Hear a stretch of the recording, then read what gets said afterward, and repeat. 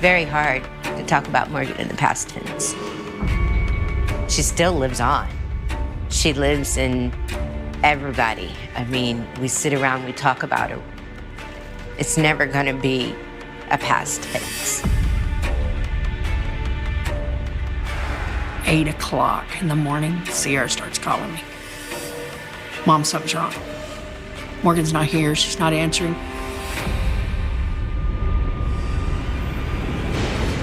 She wasn't a sit down and shut up type of girl.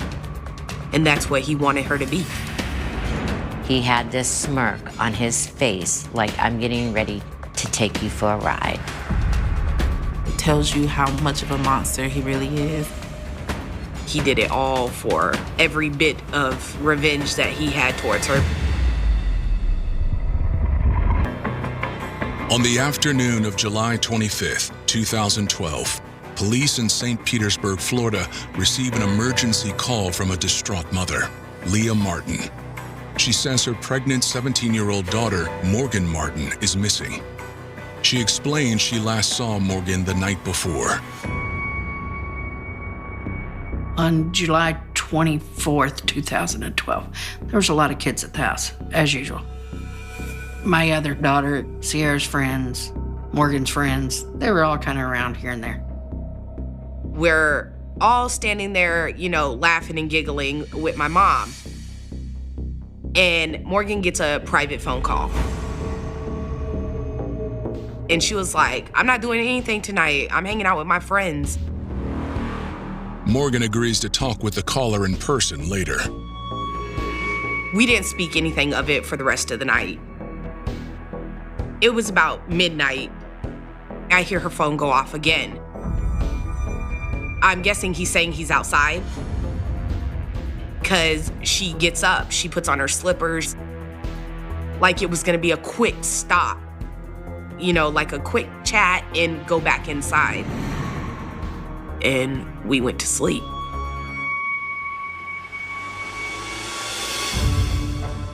Leah tells police she went to bed early, and when she got up for work, Morgan wasn't there. I'd left the house usually around 4:30, 5 o'clock. Morgan's door was open.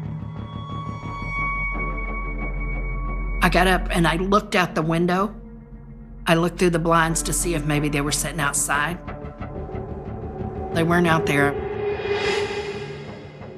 So I called her as I was going to work and telling her, girl, you better call me when you get up and take your butt back to the house.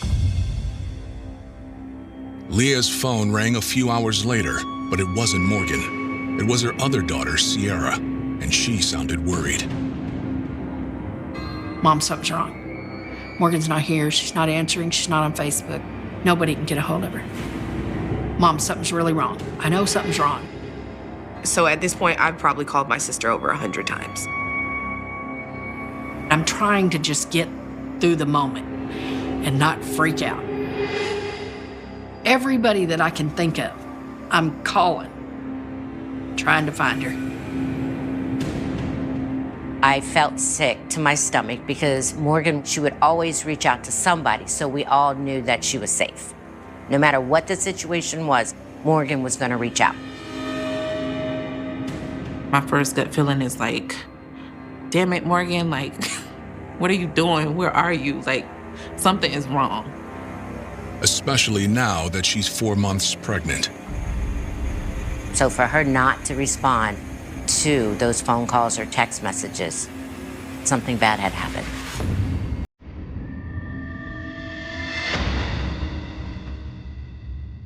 Morgan Kiana Martin was born on December 1st, 1994. She was the youngest of Leah Martin's 3 children, and although she had a different father than her siblings, the bond within their blended family was strong. She didn't know she was a different color than they were. She had no idea. When they were little, I had a teacher tell her that her and Sierra were half-sisters. Oh, she didn't get that at all. That was like a conversation for days. My mom has always been there for the both of us. She was a single mother. But we had a good childhood. We grew up in a nice house, and we were normal sisters. Morgan, she was so loving. She was always there to assist in anything. She just didn't judge anybody. And it's just something that came natural for her. However, Morgan's trusting personality caused her family to worry once she became a teenager. Morgan got interested in dating in a younger age. She was always so friendly with people. I tried to explain to Morgan how everybody didn't have a good side. Everybody didn't have positive reasoning, but she loved everybody. In 2010, Morgan became particularly interested in an older guy from the neighborhood, 24-year-old Jacoby Flowers. Jacoby Flowers was an athlete, played semi-professional football, was socially active at clubs, on social media. From the way people describe Jacoby Flowers, he was a player in all senses of the word. Attractive man, drove a nice car, and typically known to be with or involved with multiple women at the same time. And Morgan, like most good girls, was attracted to the baddest of boys. So the first time I heard about Jacoby Flowers was when my sister told one of my friends, and my friends told me about him. My first instinct as a sister is, how old? Because at this point, my sister's only 15. I actually went to Morgan with it and asked her, who is this guy? Like, you're dating someone that's way older than you? That's kind of weird. And she was like, deny, deny, deny. I'm not talking to him. It's not him. And I was like, it's the guy that drives the Lexus, isn't it? And she's like, I don't know what you're talking about, with a smile on her face, grinning about it. Morgan kept her mother in the dark about her relationship with Jacoby for 2 years. By 2012, she couldn't keep it a secret any longer. I went to pick up Morgan from work one evening. It was in May of 2012. She said, I really got to tell you something, Mom. I'm like, what do you need to tell me? She's like, I'm pregnant, Mom. I said, how do you know? She said, I took 6 pregnancy tests at work and 2 at Walgreens in their bathroom. I took her to the hospital that night. She told me who it was, and we talked. Her family had mixed feelings. But for Morgan, it was a dream come true. When I found out she was pregnant, I asked her who was the dad, and she told me it was Jacoby. I told her, whatever she needed, I would help her, and that I was happy for her because I don't think I've ever met anybody who wanted to be a mom more than Morgan. A sonogram revealed Morgan was having a baby girl. She couldn't wait to tell Jacoby about her. She even had a name picked out already. So my sister was gonna name her child Jalea Raquel. And she was so excited. And don't get me wrong, I'm excited that she was excited, but in a sense that I just hoped that everything was gonna be okay, that we were all gonna be okay.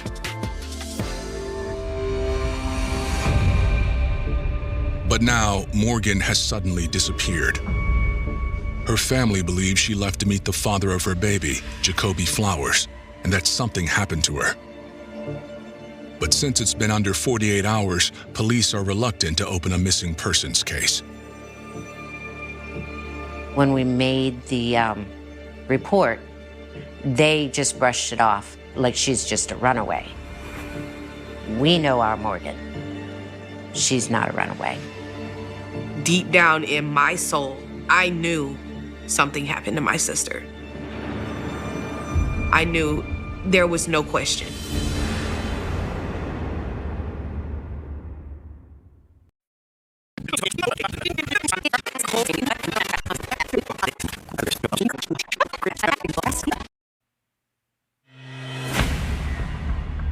Less than a day has passed since 17-year-old Morgan Martin went missing from her home in St. Petersburg, Florida. Police are waiting to see if Morgan turns up, but her loved ones are convinced something has happened to the mom-to-be. So they decide to take matters into their own hands. Morgan's family knew that Jacoby Flowers was the last person to see her alive. And because of his age and reputation, they had already been suspicious about him from the beginning. After Leah Martin had reported Morgan missing to St. Petersburg Police Department, she went to Jacoby's work. Me and Ann had went in and asked him, where is she? Oh, I don't know, I hadn't seen her. I said, have you not talked to her or anything? No, I haven't talked to her at all. Leah Martin doesn't believe him. She is certain her daughter met with him the night before. She knows he wasn't happy about the fact that Morgan was having his baby. Morgan sent Jacoby a text to tell him she was pregnant, and he immediately tried to ghost her. He already had children with other women and didn't seem to be interested in having any more. Jacoby was seeing multiple women at the same time that he was seeing Morgan.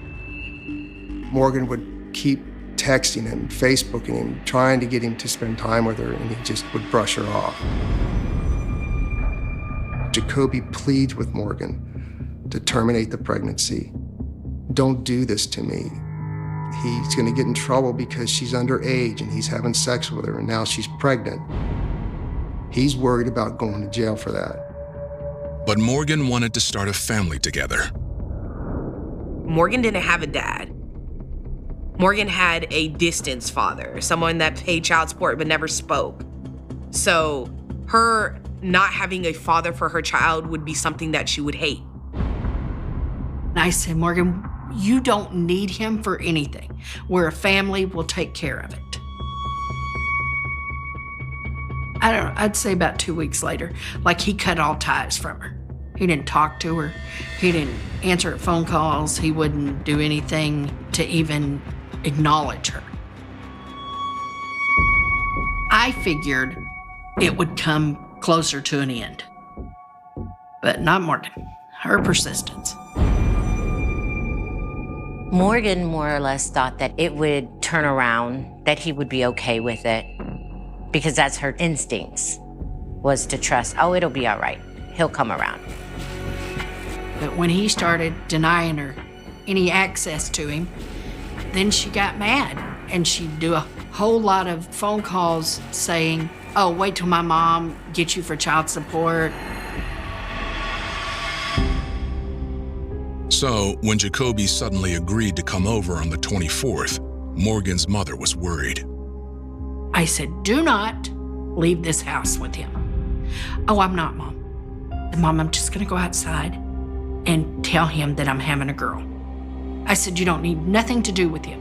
He has nothing to do with us and our family. I won't, Mom, I won't. Now, mother's intuition tells Leah that Jacoby did something terrible. Finally, I went to the police station, which would have been, I think, the 27th. Went down, told him, listen, she's missing. There's something wrong. I'm telling you, he killed her. Since it has been 48 hours since Morgan's disappearance, St. Petersburg police officially opened the missing persons case. Since she was a juvenile, our youth services actually takes the case over. She knew from day one that we were not making this up, that this was something serious. She had about 300 flyers made up for me with Morgan's picture on it, and everything. And, we handed these out. I mean, we walked every street. Investigators also pay a visit to Jacoby Flowers. They responded to his home that morning. They did not find Morgan there at the home, did not find anything suspicious or out of place.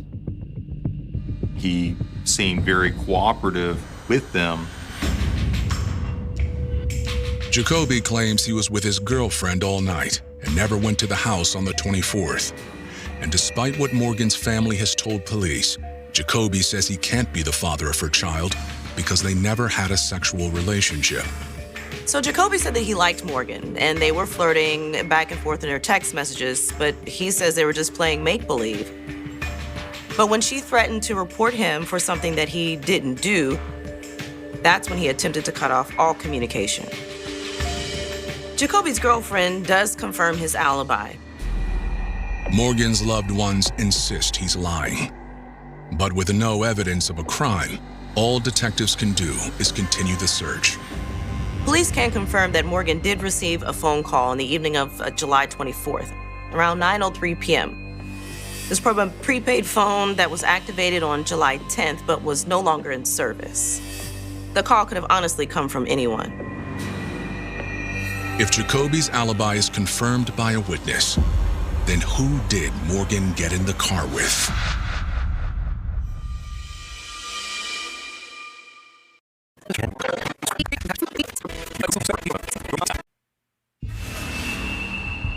The search for 17-year-old Morgan Martin has been going on for several days, and investigators are no closer to finding the pregnant teen.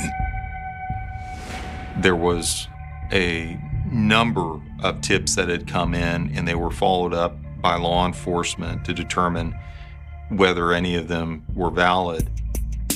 They were determined not to be anything that could be actionable. There are several occasions it was mistaken identity. Morgan's family still thinks that Jacoby Flowers killed her because she didn't want to get rid of the baby. But there's still not enough evidence to back that up at this point. So Morgan's loved ones begin conducting their own investigation. A week after my sister went missing, we went to Jacoby Flowers' house. We were knocking on his door.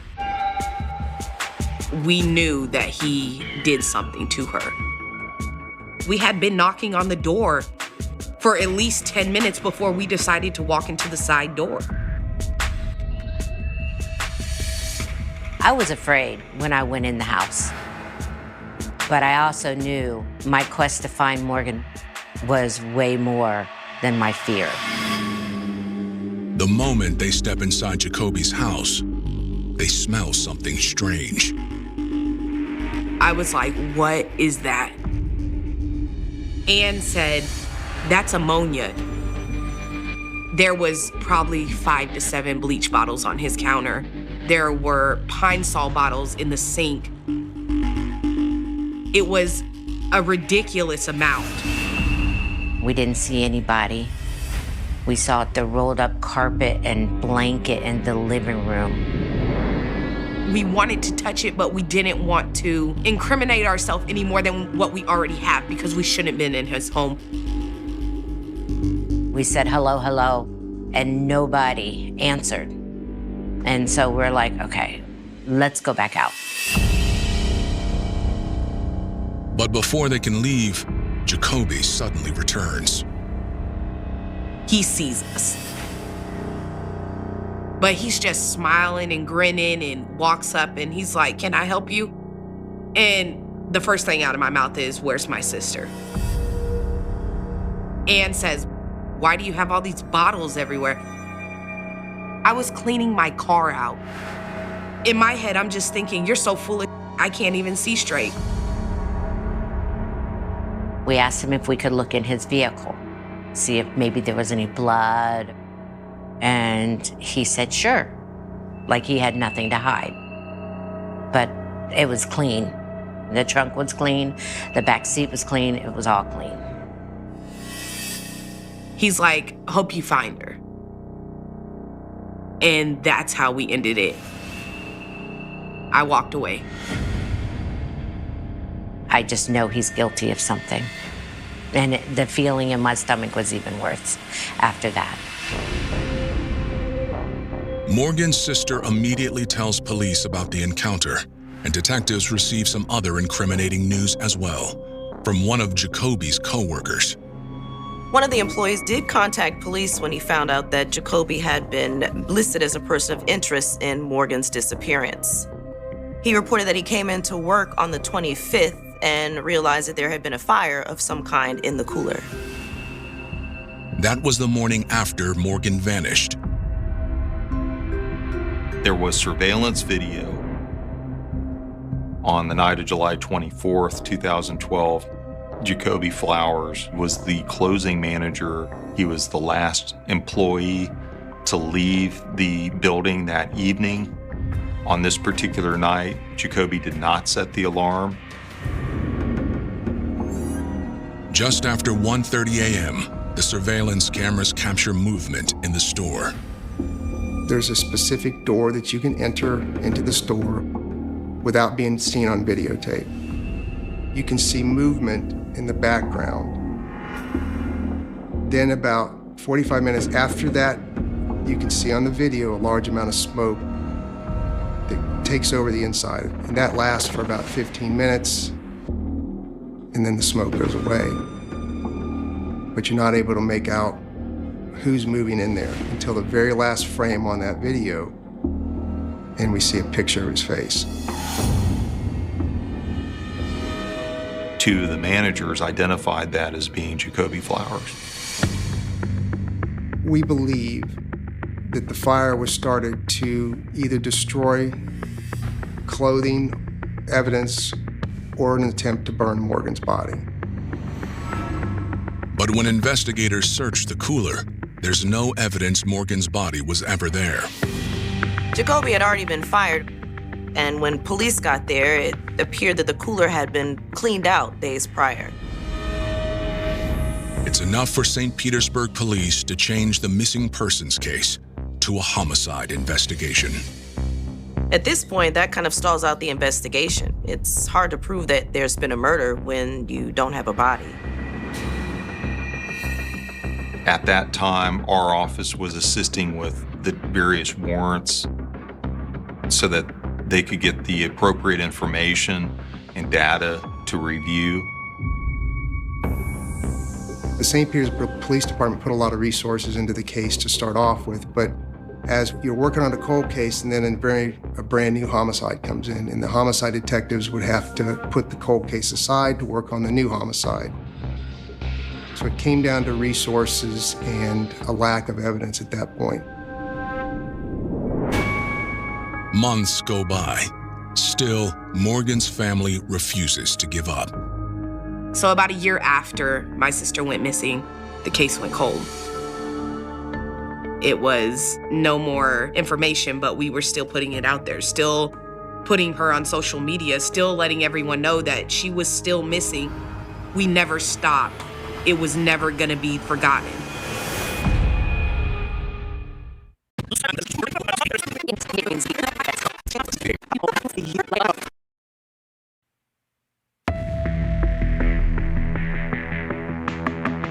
Two years have passed since Morgan Martin disappeared, and her family wonders if she will ever be found. But while the case is no longer active, the investigation isn't over yet. The St. Petersburg Police Department started a new cold case unit in 2014. And we were given a multitude of cases to look through. I picked the Morgan Martin case because of the family. It was important for me to bring the family closure. I get a call one day at work. He's like, listen, I'd like to meet up with you. I've taken over Morgan's case, and I really, really need to meet up with you. I'm like, okay, ready. We started reading the old reports. And then we started interviewing people, interviewing Morgan's friends, and getting a feel for how this case started and who Morgan had been hanging out with the days prior to her disappearance. We went back and started subpoenaing new records of phones that were involved. There was multiple phones used in this case. we did a lot of phone tracking. You're able to track somebody's movements that way. The cold case detectives piece together a new timeline based on those records. It begins with a call made to Morgan's phone at 9:03 p.m. the night she disappeared. Once they were aware of the phone number that was contacting her, they then obtained that phone number's records and was able to determine that at 12:33 a.m. on July 25th, 2012, that phone was pinging off of a tower in the vicinity of her home. After 12:33 a.m., both her phone and the phone that was used to contact her were never used again. When police examined the data for Jacoby Flowers' personal phone, they're able to compare his movements to the one that called Morgan. Jacoby's phone was on the entire night, and cell tower pings and tracking software can confirm that the phone traveled from Morgan Martin's neighborhood to the neighborhood of Pine Bay, where Jacoby Flowers lived. Eventually, after about 35 minutes, they go towards the store. Detectives already know from surveillance footage that Jacoby was in the store for 2 hours, and now they know where he went from there. Jacoby leaves the store and travels to south side of St. Pete. He then departed Pinellas County sometime after 3:30 a.m. on his way to Hillsborough County and then up I-75 heading north. At that point, Jacoby shuts his phone off. We believe while his phone was off, Jacoby travels to a location that he had known about and buries Morgan's body. When Jacoby turned his phone back on, several hours had passed, and he was in Manatee County. Manatee County, he ends up coming through the Skyway toll, where we have video surveillance of him, pays his toll, and goes north back into the city of St. Petersburg. He travels throughout the city for several hours, ending up back at his apartment around 10:40 in the morning. After returning home around 12:30 p.m., he contacted AT&T and had his phone number changed. The timeline supports the theory that Jacoby killed Morgan, but investigators know they'll need more to get a conviction. We go back out, we reprocess the store, we look for blood, we look for any type of evidence that we can find. And we took samples all throughout that little cooler to be processed for DNA. Eventually, reach out to Dr. John DeHaan, who is a arson expert. And he has the ability to test for burnt human remains. So we believe the whole time that Morgan had been burnt or her body had been burned inside the cooler. We send those samples out to Dr. DeHaan. He analyzes them, comes back and says, yes, there had been a body burned in that cooler.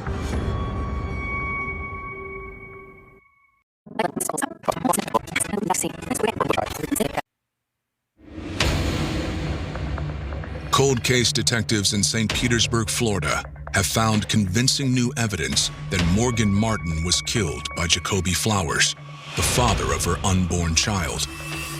When they go to arrest him, however, they find he's already been picked up for a different crime. Jacoby was driving south on US 19, exceeding the speed limit when law enforcement attempted to stop him. He evaded the officer within 10 minutes of that chase. Jacoby reported his car stolen. When the FHP trooper responded to the St. Petersburg Police Department where Jacoby was giving that report, he identified him as the driver of the vehicle, having fled from his attempt to stop him. The detectives working Morgan's case take the opportunity to confront him. Downstairs, met with Jacoby and said, hey, I just want to introduce myself. And and I'm the guy that's going to put you in prison for the rest of your life. For now, Jacoby is only charged with evading arrest. He's convicted and sentenced to 1 year in prison. When he's released in 2016, homicide investigators are there waiting for him. The day he's supposed to get out of jail, we drive out to Avon Park, let him know that he was being indicted for first-degree murder. It was emotional, very emotional. It was kind of a hard thing to swallow that it's here. We're finally getting somewhere other than him running the streets and being able to, you know, kind of just laugh it off like he's living his best life, and we're not. Detective Culberson told me that he would never rest until we had Morgan home and Jacoby was behind bars. But Detective Culbertson still has half of his promise left to fulfill. The main thing that we really wanted to do was to try to locate Morgan. So the detectives asked him, you know, hey, can you help yourself out here and just let us know where Morgan's remains are so we can recover her? And Jacoby said, what good's that going to do me? I'm already indicted. And without a body, prosecutors know it could take years to build a strong enough case to convict Jacoby of murder. There were well over 200 witnesses, maybe even 300 witnesses on the case due to it being circumstantial.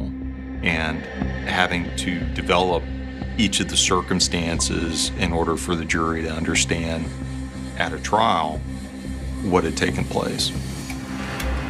Mr. Baird and I have other cases as well. The defense attorney has other cases. Scheduling the depositions, you can only do so many at a time. The case drags on for over 6 years. As his trial date finally approaches, Jacoby surprises everyone. One day we went to court, and it was just another pretrial. And then all of a sudden, the state's attorney says, we need to talk. We go back in the back room, and then they start talking plea deal. He had two options. Option number one, you can plead guilty. You have to meet with us in the jail, and you're gonna tell us where she is and give us details. If that information leads to the recovery of her body, you will get 25 years in prison. She's not where you said she was. You will get 40 years. In my heart, I wanted to say, no way. 40 years is not enough for this man that took Morgan and took, not just Morgan, but the baby. I kept thinking it wasn't enough for her, but my need for my child was more than my want for him to go away. I wanted her way more than I cared whatever happened to him. On April 1st, 2022, Jacoby Flowers finally gives his account of what happened on the night almost 10 years earlier when Morgan Martin disappeared. Jacoby Flowers said that he came to pick up my sister around 12:30 that night after he got off work. He brought her back to his home to do whatever. So he had said that they got into an argument and that he ultimately shot her.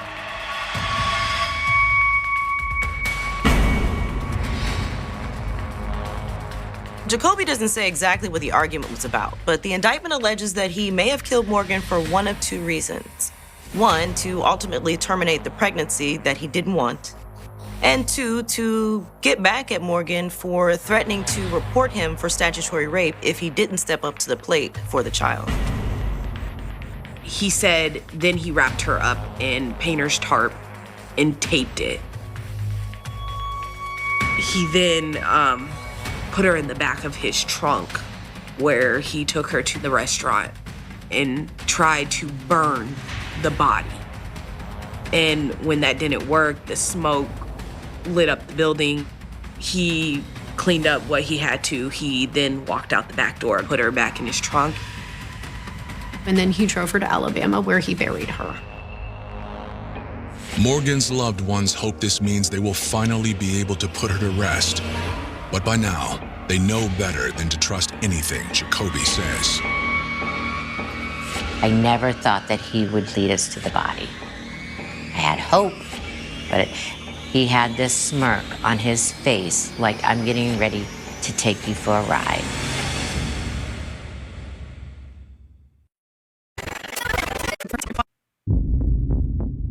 As part of his plea agreement, Jacoby Flowers agrees to tell the court where he buried the body of his pregnant girlfriend, Morgan Martin. Under his direction, investigators travel to a field in Pike County, Alabama. They go out to the area and search with planes equipped with ground-penetrating radar. They eventually find something that looked like human remains. They dug, they excavated that area and couldn't find anything. I went over to the jail, I think 2 different times, and tried to get more information from him to make sure, are we in the right spot? And even had him like on a video conference, like a FaceTime, had the map up. He was directing them. No luck. Still, Jacoby insists Morgan's body is there. He was saying they weren't doing it right. He knew where she was, and he was telling them, and they were doing it just so he'd have to get the 40 years. We agreed to allow him to travel to Alabama. The sheriff had to take him. He was still in custody, and it ended up being the same location they were at. They dug it, and they did not recover anything. It became apparent that Jacoby was just continuing with his same deceitfulness that he has had since the very beginning. It was a joke to him. The whole thing was a joke. He knows where she's at, but he knew he was going to go to prison. On April 28, 2022, a judge sentences Jacoby Flowers to 40 years in prison. In the statement he gave in court, in his interview, never once did he mention Morgan by name. Never once did he ever acknowledge that she was pregnant with his child. He smirked and he laughed and he blew a kiss to his family, and you don't get to do that. This is not the paparazzi. You don't get to fake it. You don't get to be happy. I did not care what he had to say because none of it was going to be the truth. It's all lies. I had hope that he would have been a decent enough person to provide her family with closure and telling us where Morgan was. But to see it through to the end and see that he didn't even do that, it speaks volumes to his character. And it tells you how much of a monster he really is.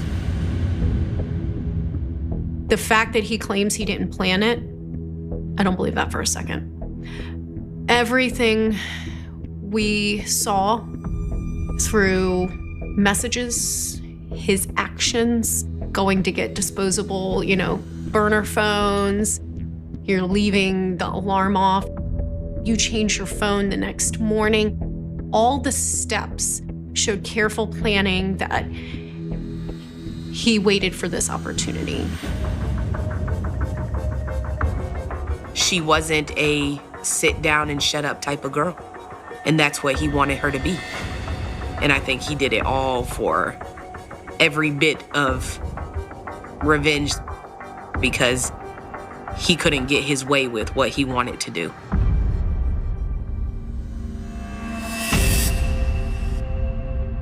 Morgan Martin would have turned 28 years old in 2022. Her body has still not been found. It really pulls on your heartstrings that someone with so much spirit and life could be taken just like that, just vanish. I want to lay her to rest. To say, okay, we're going to bury you now. You can rest. Be at peace. I know Morgan's in a good place.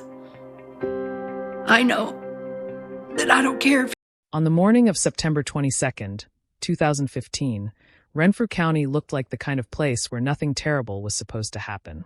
It was rural Ontario, far from the noise and density of a major city. Roads stretched between forests and scattered homes. Properties were separated by long distances.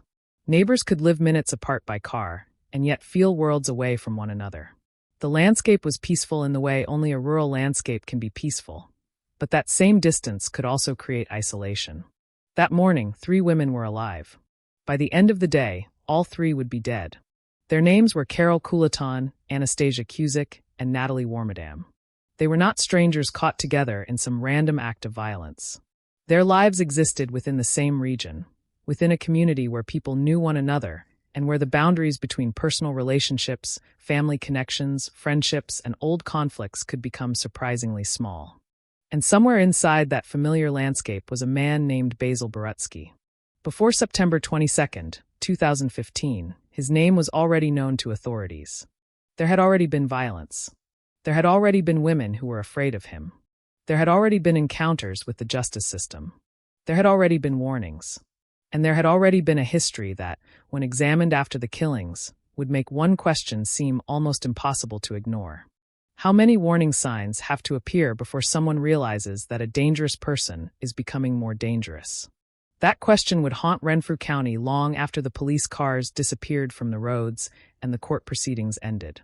But on that morning, the people of the county did not yet know they were living through the final hours before one of the most devastating acts of violence in the region's history.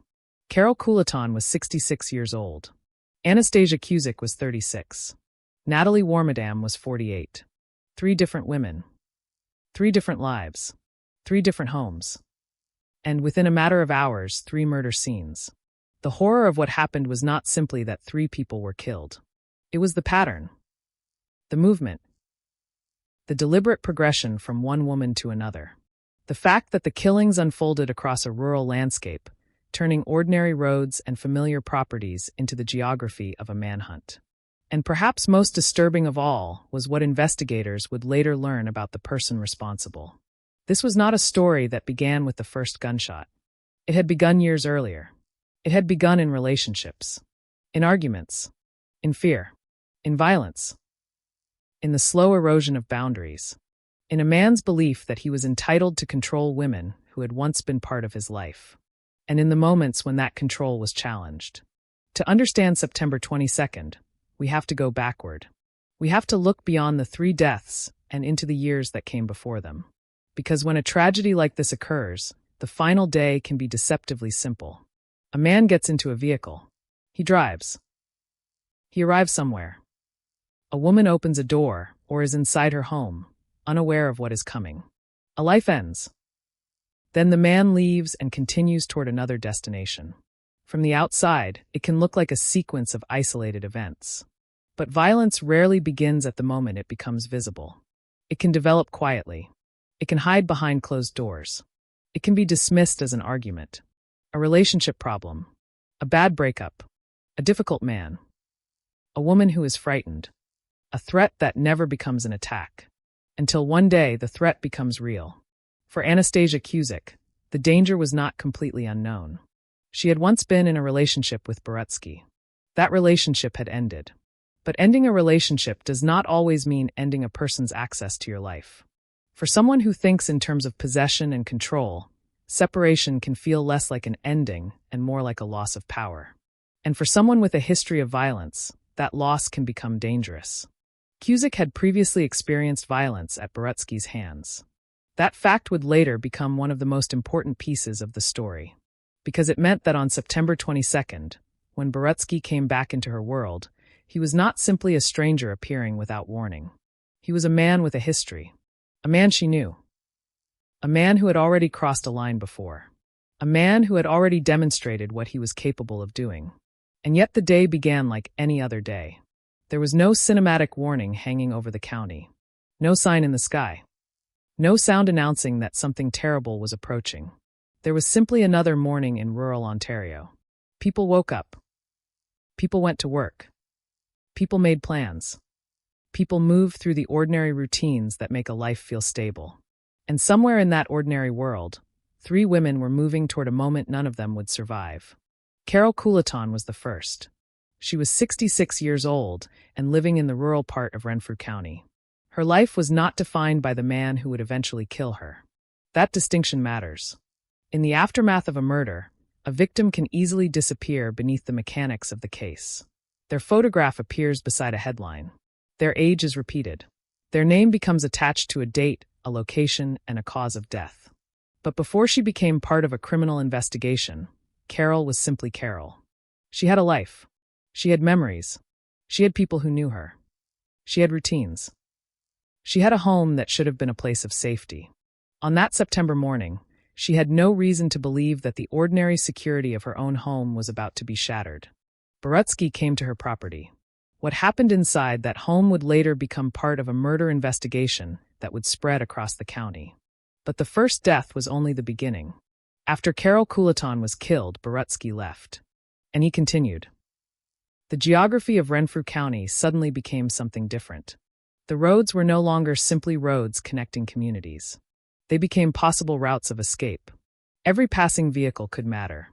Every unfamiliar movement could matter. Every minute mattered. Because investigators would eventually have to reconstruct not only where the victims had been, but where the killer had gone after each attack. And there was another woman, Anastasia Cusick. Annie, as she was known to people close to her. 36 years old. A woman whose life had intersected with Borutsky's before, and whose history with him made the attack on her especially chilling. When a stranger kills someone, investigators search for a connection. When an intimate partner or former partner kills someone, the question becomes more complicated. The connection is already there. The history is already there. The memories are already there. The relationship that once existed can become part of the weapon. The perpetrator knows where the other person lives. He may know her routines. He may know what frightens her. He may know who she trusts. He may know which doors lead where. He may know what she will think when she sees him. And that familiarity can make an already dangerous person even more dangerous. Anastasia had experienced violence from Borutsky before. The relationship was over. But the past had not disappeared. And on September 22, 2015, that past came back with lethal consequences. She was killed at her home. Another woman was dead. Another family would receive news that no family should ever have to hear. But the story still wasn't over. There was a third woman, Natalie Warmadam, 48 years old. Another person living within the same broad rural community. Another home. Another family. Another life that, only hours earlier, had still belonged to the future. By the time investigators understood the full scale of what was happening, 3 women had been killed. 3 separate lives had been violently ended. And one man was moving through the county. Basil Borutsky was no longer simply a name in the background of earlier incidents. He was now the central figure in an unfolding emergency. Police began searching for him. The public was warned. The situation was no longer contained within the walls of 3 private homes. The entire community had become part of the story. People wondered where he was. They wondered whether he was armed. They wondered whether he would strike again. They wondered whether their own homes were safe. In a rural community, where people are accustomed to knowing the landscape around them, fear changes the landscape. A road that once seemed familiar can suddenly feel exposed. A vehicle appearing in the distance can make someone stop and look. A stranger's presence can carry a different meaning. A locked door can feel insufficient. And behind all of those fears was one fact. 3 women were dead. The man suspected of killing them was still free. The police search became a race against time. Officers worked to locate Borutsky while trying to understand his movements. The investigation had to happen while the threat was still active. This was not a case where detectives could simply arrive at a crime scene, secure it, and begin calmly reconstructing events. The suspect was somewhere out there. The possibility of another victim remained. Every hour he remained unaccounted for increased the uncertainty. And as the search continued, another part of the story began to emerge. Borutsky had a history. His name was not appearing in the investigation for the first time. There had been previous incidents involving violence against women. There had been criminal proceedings. There had been consequences. And one of the women connected to that history was Anastasia Cusick. That detail would become increasingly difficult to ignore, because it forced investigators, the public, and eventually the courts to confront something uncomfortable. The killings were not occurring in a vacuum. They existed within a history of interpersonal violence, a history in which women had already experienced fear, a history in which violence had already occurred, a history in which the warning signs, viewed separately, might have seemed like isolated incidents. But when placed beside the events of September 22nd, they formed something much darker. A pattern. The question was no longer simply, why did Basil Barutsky kill 3 women? The deeper question became, what happened in the years before those 3 murders that allowed the danger to continue escalating? That question would become central to the legacy of the case. Because a murder investigation usually looks backward. It asks what happened. Who did it? How? When? Where? Why? But a tragedy like Renfrew County demands another direction of inquiry. It asks us to look forward, to the moments before the violence, to the warnings before the emergency, to the behavior that may have appeared frightening, but not yet fatal, to the women who may have tried to protect themselves, to the people around them who may have sensed that something was wrong, and to the systems designed to intervene when private violence becomes a public danger. The answer is rarely simple. There is no single moment that can explain everything. There is no sentence that can make the tragedy understandable. And there is no way to know with certainty which intervention, if any, could have changed the outcome. But there is something we can know. The 3 women did not die because their lives were destined to end that way. They were not characters moving toward a predetermined conclusion. They were people living ordinary lives until another person made a series of extraordinary and devastating choices. Carol Coulaton did not wake that morning knowing she would become the first victim. Anastasia Cusick did not know that the history she had survived would return with such finality. Natalie Warmadam did not know that before the day was over, her name would become part of a 3-murder case that would shock Ontario. And the people who loved them did not know that an ordinary morning was about to become the last morning they would ever have with them. That is perhaps the most frightening part of any true crime story. There is rarely a soundtrack in real life. There is no narrator whispering that danger is approaching. There is no warning on the screen telling a family that the next phone call will change everything. There is only the ordinary passage of time. A clock moving from 1 minute to the next. A vehicle traveling down a country road. A door opening. A person arriving. A life continuing. Until suddenly it doesn't. On September 22nd, 2015, Renfrew County would become the setting for a sequence of murders that would leave 3 families grieving and an entire community asking how something so devastating could happen. But the story cannot truly begin with the moment the police arrived. It cannot begin with the photographs of crime scenes. It cannot begin with the handcuffs. It cannot begin with the courtroom. It has to begin with the women. And before we follow the killer's movements, we have to understand the world in which those women lived. We have to slow down. Leave the headlines behind. Leave the courtroom behind. Leave the word massacre behind for a moment. And return to Renfrew County before it became famous for tragedy. Because somewhere among those roads and forests were homes where people lived ordinary lives. Somewhere there was a woman named Carol. Somewhere there was a woman named Annie. Somewhere there was a woman named Natalie. They had birthdays. They had families. They had memories that existed long before September 22nd, 2015. And for the people who loved them, those memories are not footnotes in a murder investigation. They are the parts of these women that remain. The tragedy of Renfrew County is not simply that 3 women were killed. It is that 3 futures disappeared. 3 sets of plans. 3 voices that would never speak again. 3 families forced to continue living in a world that had suddenly become unrecognizable. And as the investigation would later reveal, the road to that terrible morning had been much longer than a single day. To understand why, we must go back to the beginning. Back before the police sirens. Back before the manhunt. Back before the courtroom.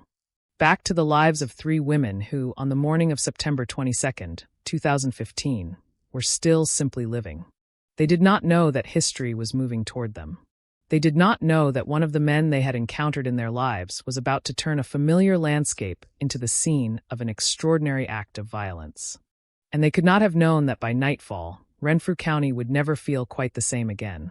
The first thing to understand about Renfrew County is that violence did not announce itself there with the appearance of a stranger in the darkness. It was already woven into the history of the man who would eventually become the center of the investigation. That history matters because the murders of September 22nd, 2015 were not simply 3 points on a map. They were the final, catastrophic expression of a pattern that had been developing over years. And patterns are rarely visible when you are standing inside them. From a distance, they become obvious. Up close, each incident can look like something else. An argument. A relationship that has gone bad. A man who refuses to accept a breakup.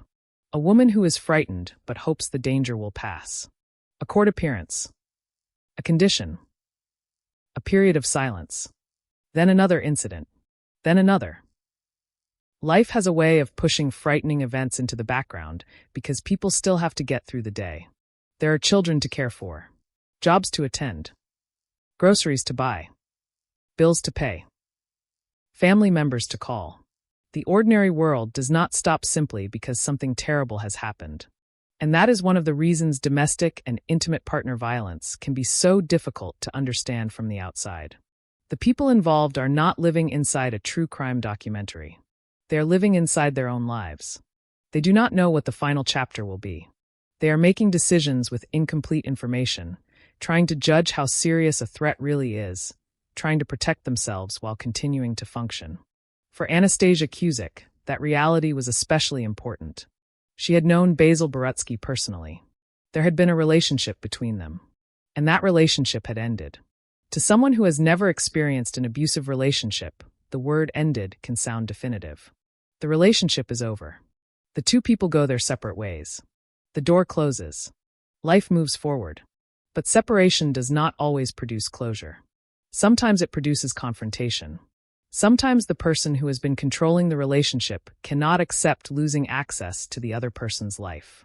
The end of a relationship can be experienced not as a mutual conclusion, but as rejection. And for a person already accustomed to exerting control, rejection can become intolerable.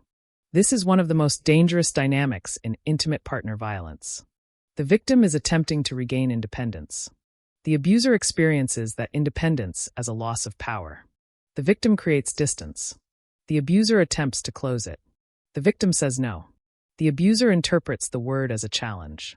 And gradually, what began as a relationship becomes a struggle over control.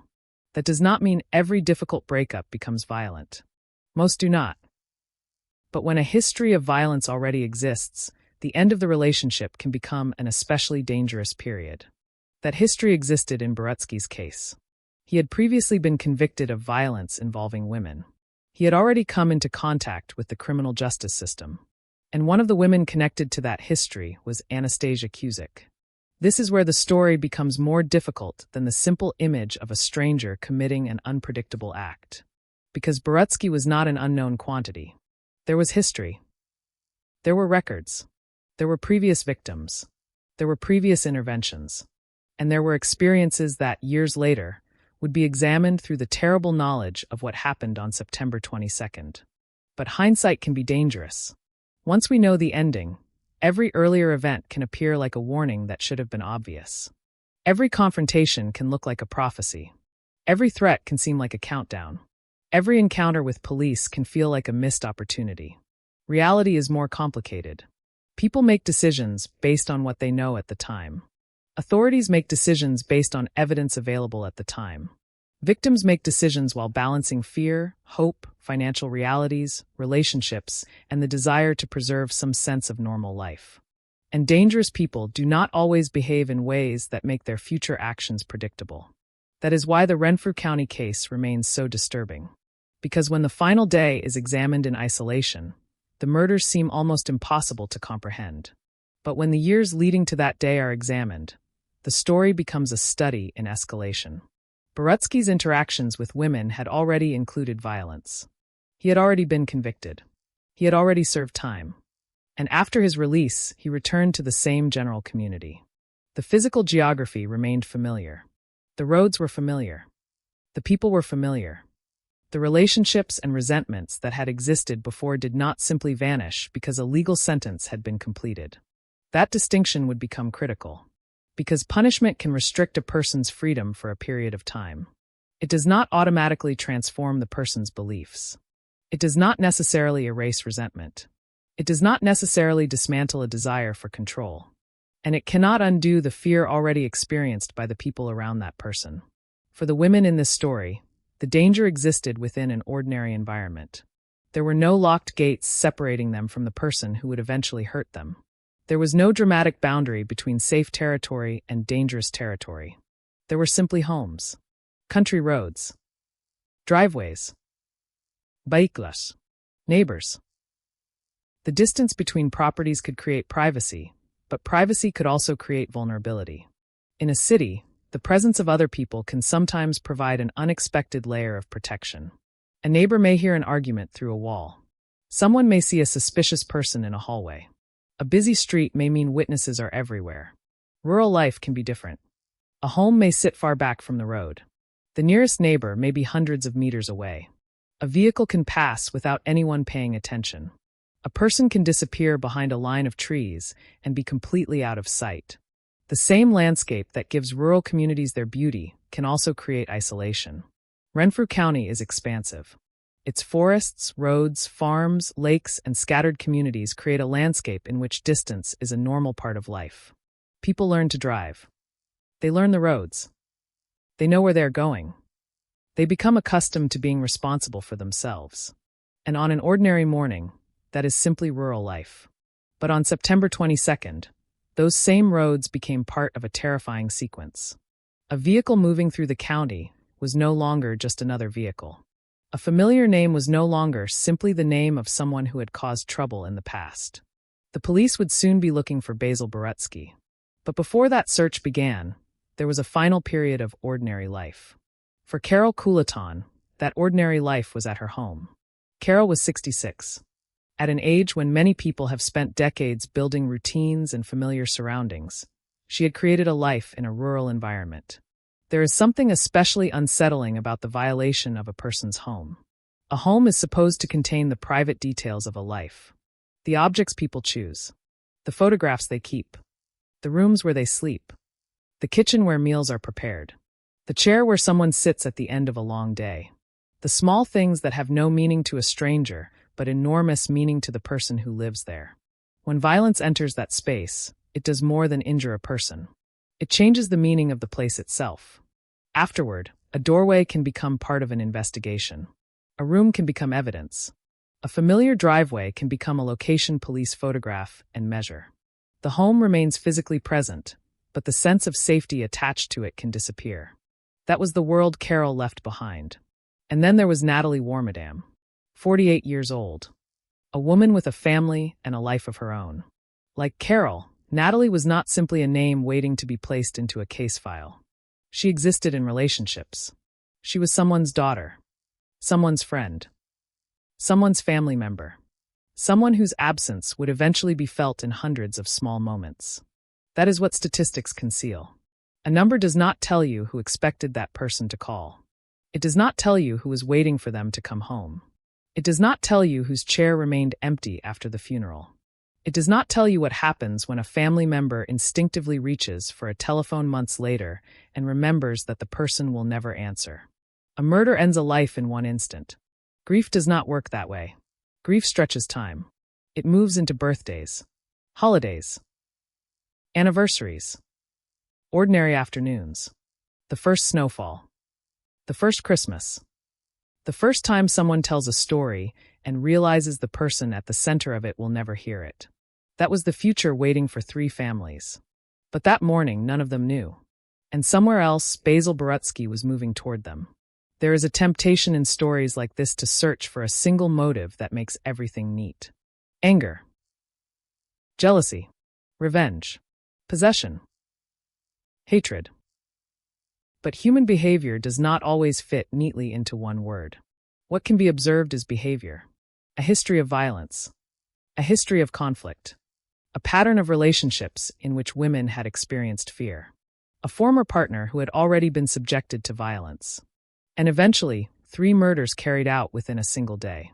The psychology of such violence is not simply about losing one's temper.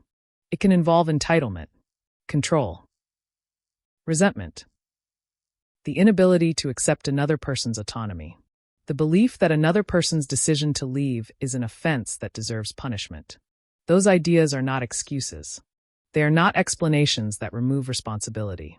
They are ways of understanding the thinking that can exist behind abusive behavior. And that distinction is essential. Understanding a violent offender does not mean sympathizing with him. It means examining the decisions that led him to violence without allowing those decisions to disappear behind the vague phrase, "he snapped." Because snapping can make an intentional act sound accidental. It can suggest that violence simply erupted from nowhere.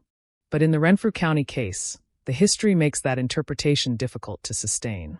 There was a past. There were previous acts. There were previous convictions.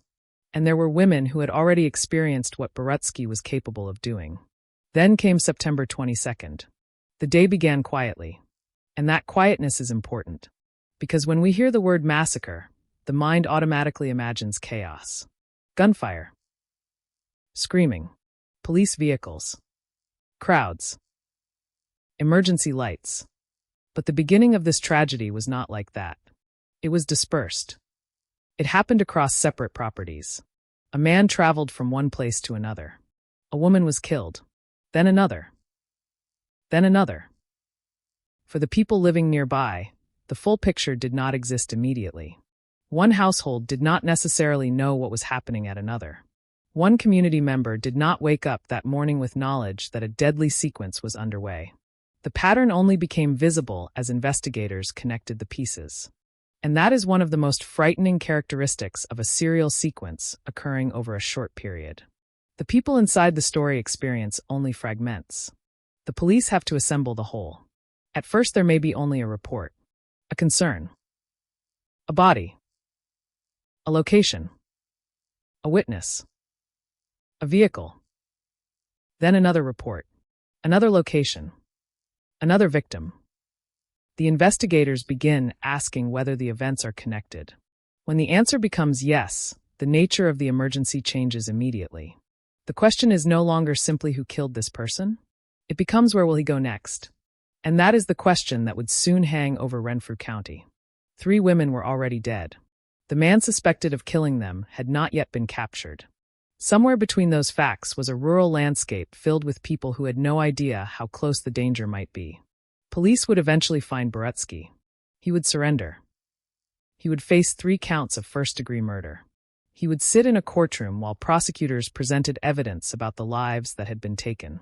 And years later, the courts would deliver a judgment. But none of that had happened yet. At this point in the story, the county was still in the middle of the crisis. And the 3 women were still more than victims in an investigation. They were 3 separate lives. That is where we should remain for a moment. Before the photographs of evidence. Before the crime scenes. Before the courtroom diagrams. Before the testimony. Before the verdict. Because the easiest way to tell a murder story is to begin with death. The harder way is to begin with life. Carol Coulaton had lived 66 years before the morning she was killed. Anastasia Cusick had lived 36. Natalie Warmadam had lived 48. Those years contained far more than the final hours. The people who loved them knew that. Their families knew their voices, their habits, their personalities, their jokes, their strengths, their imperfections, their private histories. A case file cannot hold all of that. A courtroom cannot restore it. A headline cannot contain it. And no number can measure what disappears when a person is murdered. That is why, before we follow Basil Borutsky down the roads of Renfrew County, we need to stop and look at the 3 women he left behind. Not as symbols. Not as statistics. Not as names in a list. But as people who had lives that existed before the killer entered them. Because that is where this story truly begins. Not with the man. With the women. And with the ordinary world they inhabited before September 22nd, 2015 transformed forever. There are moments in history that divide a place into 2 versions of itself. There is the place before. And there is the place after. For Renfrew County, September 22nd, 2015 became one of those dates. Before that day, the county was known for its forests, its winding roads, its small communities, and the quiet distances between homes. It was a place where people could live far enough from the noise of the city to hear the wind moving through the trees. A place where roads could disappear into woodland and where neighbors might know one another without seeing each other every day. After that day, those same roads carried a different meaning. People would remember where police had searched. They would remember where a vehicle had been seen. They would remember the names of 3 women. And they would remember a manhunt that unfolded across the county after 3 lives were taken in a matter of hours. But history rarely feels like history while it is happening. At the beginning of September 22nd, nobody knew that the date would become unforgettable. There was no reason for Carol Coulaton to believe that her name would soon appear in headlines across Canada. There was no reason for Natalie Warmadam to imagine that her family would soon be facing a grief that could not be undone. And for Anastasia Cusick, the man whose name was already connected to fear and violence in her past would once again enter her story. Only this time, there would be no second chance. The first part of the morning belonged to ordinary life. The kind of ordinary life that rarely makes the news. People woke up. They looked at the weather. They prepared for the day. They moved through kitchens and hallways. They opened doors. They started vehicles. They followed roads they had traveled countless times before. In rural communities, routine has a particular texture. There can be long stretches of quiet between one event and the next. The nearest town may be several minutes away. The nearest neighbor may not be visible from the house. A vehicle traveling along a road may be the only movement for several minutes. That quiet can be comforting. It can also make danger difficult to see. And on this particular morning, a man was moving through that quiet. Basil Borutsky. He was not simply traveling without purpose. He was moving toward people connected to his past. The first victim was Carol Coulaton. By the time the day was over, the police would have reason to believe that Borutsky had gone from one location to another, leaving death behind him. The sequence would eventually become clear. But clarity comes later. At the moment, there was only one victim. One crime scene. One family beginning a nightmare. And one killer still moving. That is the terrifying difference between a completed murder and an active killing spree. In a completed murder, the danger may already be gone. In an active sequence, every minute matters. Every unanswered question matters. Every road becomes a possible route. Every house becomes a potential target. And every person who matches a description becomes someone police must consider. When Carol Coulaton was killed, the full scale of the coming tragedy was not yet visible. Then came Anastasia Cusick. For anyone looking back at the case, Cusick's death carries another layer of significance because of her history with Borutsky. She had known him. She had been in a relationship with him. She had experienced violence from him before. The relationship had ended. But the past remained. This is where the language of intimate partner violence becomes important. It is easy to describe a former relationship as something that belongs entirely to the past. But relationships do not always end cleanly when one person refuses to accept the separation. The person leaving may think the relationship is finished. The person being left may think something entirely different. That difference in perception can create a dangerous imbalance. One person is trying to move forward. The other is trying to pull them backward. One person wants distance. The other wants access. One person wants freedom.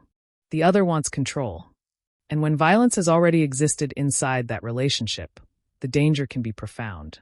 Anastasia had already been through violence. She had already experienced the kind of fear that can change how a person thinks about the world around them. A person who has been threatened may notice things that others would ignore. The sound of a vehicle slowing outside. A familiar figure appearing where they should not be. An unexpected phone call. A person watching from a distance. The difference between caution and paranoia can become difficult to judge when the threat is real. But on September 22nd, whatever precautions existed were not enough. Cusick was killed. And the sequence continued. The third victim was Natalie Warmadam. By then, the events were no longer isolated. The deaths were connected by geography. They were connected by the suspect.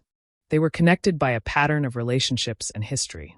And somewhere in the county, police were beginning to understand that they were not dealing with a single crime scene. They were dealing with an unfolding emergency.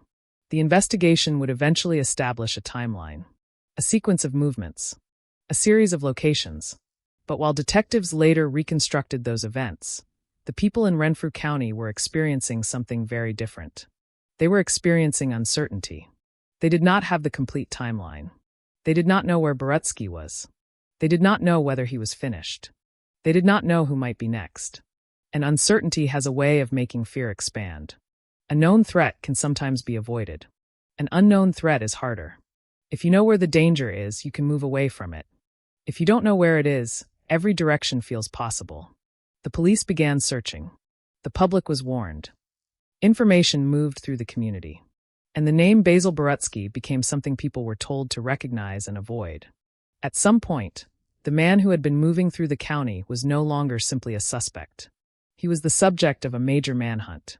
Officers had to locate him before another person was hurt. The search involved police resources from the region and support from the Royal Canadian Mounted Police. The scale of the response reflected the seriousness of the situation. 3 women had been murdered. The suspect was believed to be dangerous, and the possibility that he could still be armed meant that every encounter carried risk. There is another reason the case became so deeply disturbing. Borutsky did not disappear into some distant city. The story remained rooted in the same rural environment where the victims had lived. The roads were local. The homes were local. The relationships were local. The people who were suddenly afraid were not watching a tragedy happening somewhere far away. It was happening around them. The landscape they knew had become part of a police operation. The roads that connected communities became possible escape routes. The forests became potential hiding places. The distance between properties became a complication. And every hour that passed without an arrest prolonged the uncertainty. Eventually, police found Borutsky. The manhunt ended not with another death, but with his surrender. He was taken into custody. The immediate threat was over. But the deeper investigation was only beginning. Because arresting the suspect answered one question. It did not answer the others. Why these 3 women? Why them? Why that day? Why had the violence escalated to 3 murders? And perhaps most painfully, could something have been done before that morning? Those questions would follow the case into the courtroom and beyond. Investigators would examine the physical evidence. They would reconstruct movements. They would examine relationships. They would look at Borutsky's history. They would hear about previous incidents. They would hear about women who had already experienced his violence. And eventually, a broader picture would emerge. The man who killed 3 women had not appeared from nowhere. His behavior had a history. That history did not make the murders inevitable. Nothing makes murder inevitable, but it made the warning signs impossible to ignore. This is where the story moves beyond the question of individual criminal responsibility and into the uncomfortable territory of prevention. When a person has a history of violence, what happens next? When a woman says she is afraid, how seriously is that fear taken? When a relationship becomes abusive, how effectively can institutions protect the person trying to leave? When a violent offender returns to the community, what safeguards remain? And when multiple warning signs exist across multiple years, who is responsible for connecting them? These are not questions with easy answers. But Renfrew County would eventually become part of a much larger national conversation about violence against women. The murders generated scrutiny and anger. Advocates asked whether the system had done enough. Families demanded accountability. The case became more than a prosecution. It became a lens through which people examined the failures that can occur before a tragedy.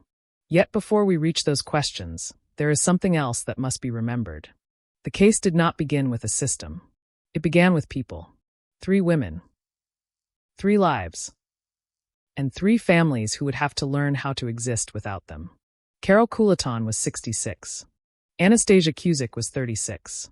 Natalie Warmadam was 48. Their ages alone reveal something about the breadth of the loss. One woman had lived more than 6 decades. Another was still in the middle of adulthood. Another was 48, with years of life still ahead. Their lives did not follow the same path. Their personalities were different. Their relationships were different. Their experiences were different. But they were brought together by one terrible day. That is why calling them simply the 3 victims is not enough.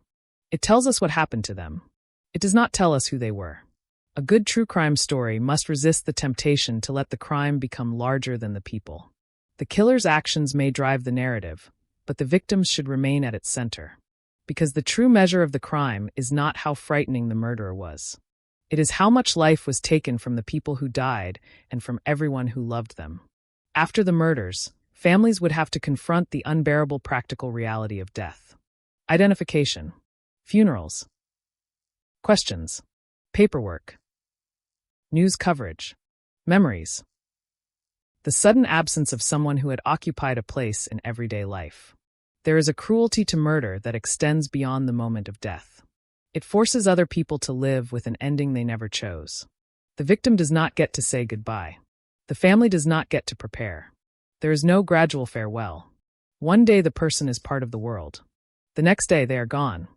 And the world continues anyway. The sun rises. Cars drive down the roads. People go to work. Stores open. Children go to school. The ordinary world keeps moving while a family stands still. That contrast is one of the most painful realities of violent crime. And in Renfrew County, the ordinary world continued after September 22nd. But something had changed. The county had been forced to confront a man who had already demonstrated violence and who had now killed 3 women in a single day. The victims' names would become known across Canada. Borutsky's name would become associated with one of the country's most notorious multiple murder cases. The court would eventually deliver its judgment. But a verdict could never answer every question. A prison sentence could not return Carol. It could not return Annie. It could not return Natalie. Justice could establish responsibility. It could establish guilt. It could impose punishment. But it could not restore what had been taken. And perhaps that is why the most important part of this story lies not in the final courtroom moment. It lies in the years before. In the warning signs. In the history of violence. In the relationships that ended. In the women who tried to live their lives despite fear. In the institutions that encountered the man who would eventually become a killer. And in the possibility that somewhere within that long history was a moment when the future might have looked different. We cannot know exactly where that moment was. We cannot rewrite the past, but we can examine it. We can ask difficult questions. We can look at what was known. We can separate facts from speculation. And we can remember that the purpose of revisiting a tragedy is not to turn suffering into entertainment. It is to understand. To remember. And if possible, to recognize the warning signs before another family receives the phone call that changes everything. September 22nd, 2015 began as an ordinary day. By the time it ended, 3 families had lost someone they loved. A community was shaken. A suspect was in custody. And the quiet roads of Renfrew County had become permanently associated with a tragedy that could not be undone. But before we follow the investigation, before we examine the evidence, before we enter the courtroom, we need to return to the women themselves. We need to understand who Carol Coulaton was before she became a victim, who Anastasia Cusick was before she became a headline, who Natalie Warmadam was before her name appeared beside the word murder. Because the most honest way to tell this story is not to begin with how they died. It is to remember that they lived. And their lives began long before the man who killed them entered the final chapter. That is where our story continues. Before Renfrew County became associated with 3 murders on a September morning, it was a place defined by distance. Not the kind of distance measured only in kilometers, but the kind you feel when a road disappears between walls of forest, when the nearest house is hidden behind trees, when a neighbor can live close enough to know your name, but far enough away that you might go days without seeing them. Renfrew County stretches across a vast portion of eastern Ontario, west of the Ottawa Valley, and far from the concentrated rhythm of Toronto or Montreal. It is one of those places where the landscape seems larger than the communities built inside it. Forests occupy enormous stretches of land. Rivers and lakes cut through the terrain. Small towns and villages appear almost like islands of human activity, surrounded by wilderness and farmland. The roads connect them, but the roads also separate them. A drive that might take only a few minutes on a city street can become a long journey through woodland and open country. Houses may stand alone on large properties, set back from the road behind trees, fields, gravel driveways, or long stretches of grass. There is beauty in that isolation. For many residents, that is precisely the reason to live there. The air feels different. The pace is slower. The night sky is darker. People know the landscape around them. They recognize familiar vehicles. They know which road leads toward town and which one disappears into the countryside. They know the names of local businesses, families, and communities. But isolation has another side. When something goes wrong, help may not be immediately outside the door. A person can be frightened inside a house without anyone nearby knowing. A vehicle can travel down a rural road without attracting attention. A confrontation can happen behind walls and trees where no stranger will hear it. And when police are called, distance can become part of the problem. That tension between beauty and vulnerability is essential to understanding the Renfrew County massacre. The landscape did not cause the murders. The landscape did not create Basil Borutsky's violence. But the geography shaped how the violence unfolded. It shaped how the victims lived. It shaped how investigators searched. And later, it shaped how the public understood the scale of what had happened. To imagine the county in 2015, it helps to forget the headlines for a moment. Imagine an ordinary September morning. The intense heat of summer has begun to weaken. The air carries the first suggestion of autumn. Trees are beginning their slow transformation. The days are still long enough for people to work and travel comfortably, but the season is changing. There is a particular atmosphere to early autumn in Ontario. The landscape can look peaceful almost to the point of stillness. A road passes between trees. A house appears, then disappears behind the next bend. A mailbox stands beside the shoulder. Another driveway. Another property. Then several hundred meters of nothing but forest. In such a setting, people become accustomed to privacy. Privacy is part of the attraction. It allows families to live without the constant noise of neighbors. It gives people space. It makes the home feel separate from the outside world. But that separation can become frightening when the person outside is someone you fear. And for some of the women connected to Basil Borutsky, fear was not an abstract possibility. It had a history. Long before the murders, Borutsky had relationships with women in the area. Some of those relationships became violent. His history with women was not simply a collection of unpleasant arguments or failed romances. There had been criminal behavior. There had been violence. There had been police involvement. And there had been court proceedings. One of the women connected to that history was Anastasia Cusick. She was not someone Borutsky had encountered only briefly. She had been part of his personal life. That relationship had ended. But the end of the relationship did not erase the past. In fact, the history between them would later become one of the most important elements in understanding the events of September 22nd. When we look at a rural community from a distance, it can seem as though everyone knows everyone. The reality is more complicated. Communities are networks. People meet through relationships, family connections, workplaces, friendships, neighbors, and chance encounters. One person may know another person's former partner. A family may know another family. A person who has moved away may still have connections to the same area. And when violence occurs, those connections suddenly become relevant. The murders of Carol Couleton, Anastasia Cusick, and Natalie Warmadam were not random in the sense of being completely disconnected events. Their lives intersected with the same geographical area and, through the killer, with the same web of relationships. That is part of what made the case so shocking. The victims were not three strangers who happened to cross paths with the same gunman in a public place. They were women living their own lives in a community where the killer already had history. The first woman, Carol Couleton, was 66. At 66, a person has lived through enormous changes in the world. The technology of childhood is gone. The roads and communities of youth may look completely different. People grow older. Children become adults. Families change. Friends move away. Some people remain. A rural home can become more than a building. It can become a record of a life. Objects accumulate. Memories settle into rooms. The outside world may change while the interior remains familiar. For Carol, that home was part of her everyday world. It should have been a place where she could close the door and feel protected from what happened beyond it. On September 22nd, that boundary failed. The person who entered her world was not simply an anonymous criminal passing through the county. He was someone whose actions would soon connect her death to two others. But at the beginning of the day, none of that was known. The first murder would eventually become the first point in a sequence. Then came Cusick.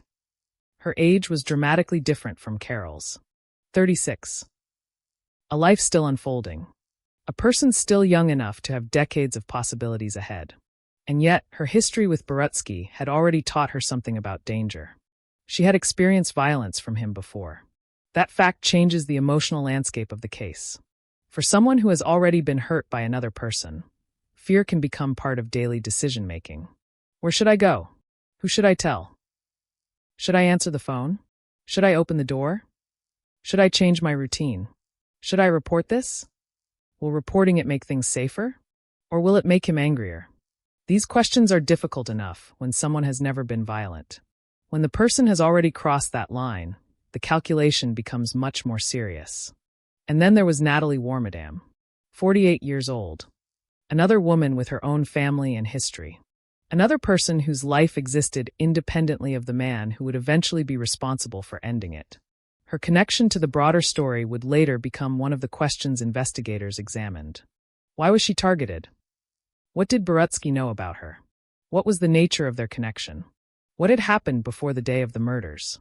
In a case involving 3 victims, investigators have to reconstruct not just 3 crime scenes, but 3 relationships. They have to understand the victim's world. Who did they know? Who knew them? Who had contact with them? Who had reasons to fear them? Who had reasons to fear for them? The answers can take investigators backward through years. And as they move backward, they encounter something important. Borutsky's history was already known.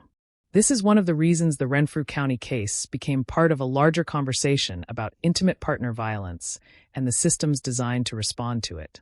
The tragedy was not simply that a violent man existed. Violent people exist in every society. The difficult question is what happens when violence has already been demonstrated. What protections exist after a conviction? What happens when a victim says she is afraid? What happens when an offender returns to the community? What happens when the legal system has dealt with one incident, but the underlying relationship remains dangerous? There are no easy answers. A criminal conviction does not give authorities the ability to predict every future act. A person who has been violent may never become violent again. Another may escalate. The challenge is that nobody knows for certain which path a person will take. But victims live with the consequences of that uncertainty. The women in this case did not have the luxury of viewing Borutsky's history as an abstract statistic. For them, his history was personal. And the county itself had its own relationship with distance. In a rural area, distance can affect everything from emergency response to social interaction. A person can feel isolated even while living within a community. Someone can be surrounded by people and still feel alone. This is especially important in cases of domestic violence. Abuse thrives in secrecy. It can happen behind closed doors. It can be hidden by normal routines. A person can smile at the grocery store and still be afraid to go home. A neighbor may see nothing unusual. A friend may hear only fragments. The victim may minimize what happened because acknowledging the full danger can be terrifying. And the abuser may behave differently in public than in private. This creates a gap between appearance and reality. From the outside, everything may look ordinary. Inside the relationship, it may not be. That gap would become significant when the history surrounding Borutsky was examined after the murders. Because by then, investigators and the public had the advantage that no one has during a crisis. They had the ending. They knew what Borutsky had done. That knowledge made earlier events look different. The challenge was to determine what those earlier events actually meant at the time. What did people know? What could they reasonably have known? What was reported? What was documented? What was misunderstood? What was overlooked? These questions would eventually lead far beyond the physical crime scenes. They would lead into police records, court documents, testimony, and the experiences of women who had encountered Borutsky before the final day. But before the investigation could reach that point, the murders had to happen. And they happened within a landscape that, from a distance, looked almost peaceful. That contrast is central to the story. The beauty of the setting does not soften the violence. It makes the violence more jarring. A quiet country road becomes the route between murder scenes. A private home becomes a crime scene. A familiar community becomes the center of a manhunt. The forest that once represented privacy becomes part of the search area. The same roads people used every day become roads investigators reconstruct hour by hour. Every turn matters. Every stop matters. Every sighting matters. That is how geography changes in a criminal investigation. The landscape itself does not move. The meaning assigned to it changes. A driveway is no longer simply a driveway. It becomes an entrance investigators need to examine. A vehicle is no longer simply a vehicle. It may become evidence. A familiar address is no longer simply someone's home. It becomes a location tied forever to a particular date. And the people who live nearby may carry those memories for years. This is why the setting of Renfrew County matters so much. The story cannot be separated from the physical world in which it happened. The county's size, its rural roads, its scattered homes, its small communities, its distances, its sense of privacy. All of these elements shaped the atmosphere surrounding the murders. But none of them explain the violence. The responsibility remained with the man who chose to commit it. That distinction must remain clear. A rural landscape can create opportunity. It cannot create intent. Isolation can make intervention harder. It cannot create hatred. Distance can delay help. It cannot make someone decide to kill. Those decisions belong to the person who makes them. And Basil Barutsky had already made many decisions before September 22, 2015. He had chosen violence before. He had been convicted before. He had served time before. He had returned to the same broad community before. And eventually, he would make the decisions that turned one September morning into a massacre. But the county did not know that yet. The women did not know. Their families did not know. The police did not yet know that they were about to begin one of the largest and most urgent searches in the area's recent history. The day was still moving forward. The roads were still open. People were still going about their routines. And 3 women were still alive at the beginning of that morning. That is where the setting becomes more than geography. It becomes a countdown. Every kilometer between the homes would later matter. Every minute between the attacks would matter. Every decision made by the killer would become part of a timeline investigators would spend years reconstructing. But before that timeline existed on paper, it existed only in real time. A vehicle moving through Renfrew County. A man carrying the consequences of years of conflict with him. A woman inside a rural home. Another woman somewhere else. Another family continuing an ordinary morning.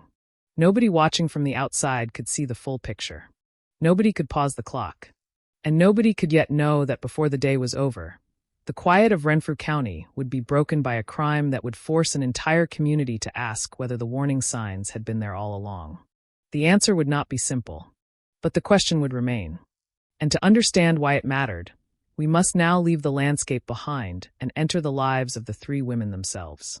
Because before they became names in police reports, they were daughters, mothers, sisters, partners, friends, neighbors, and members of a community. They were people with histories of their own.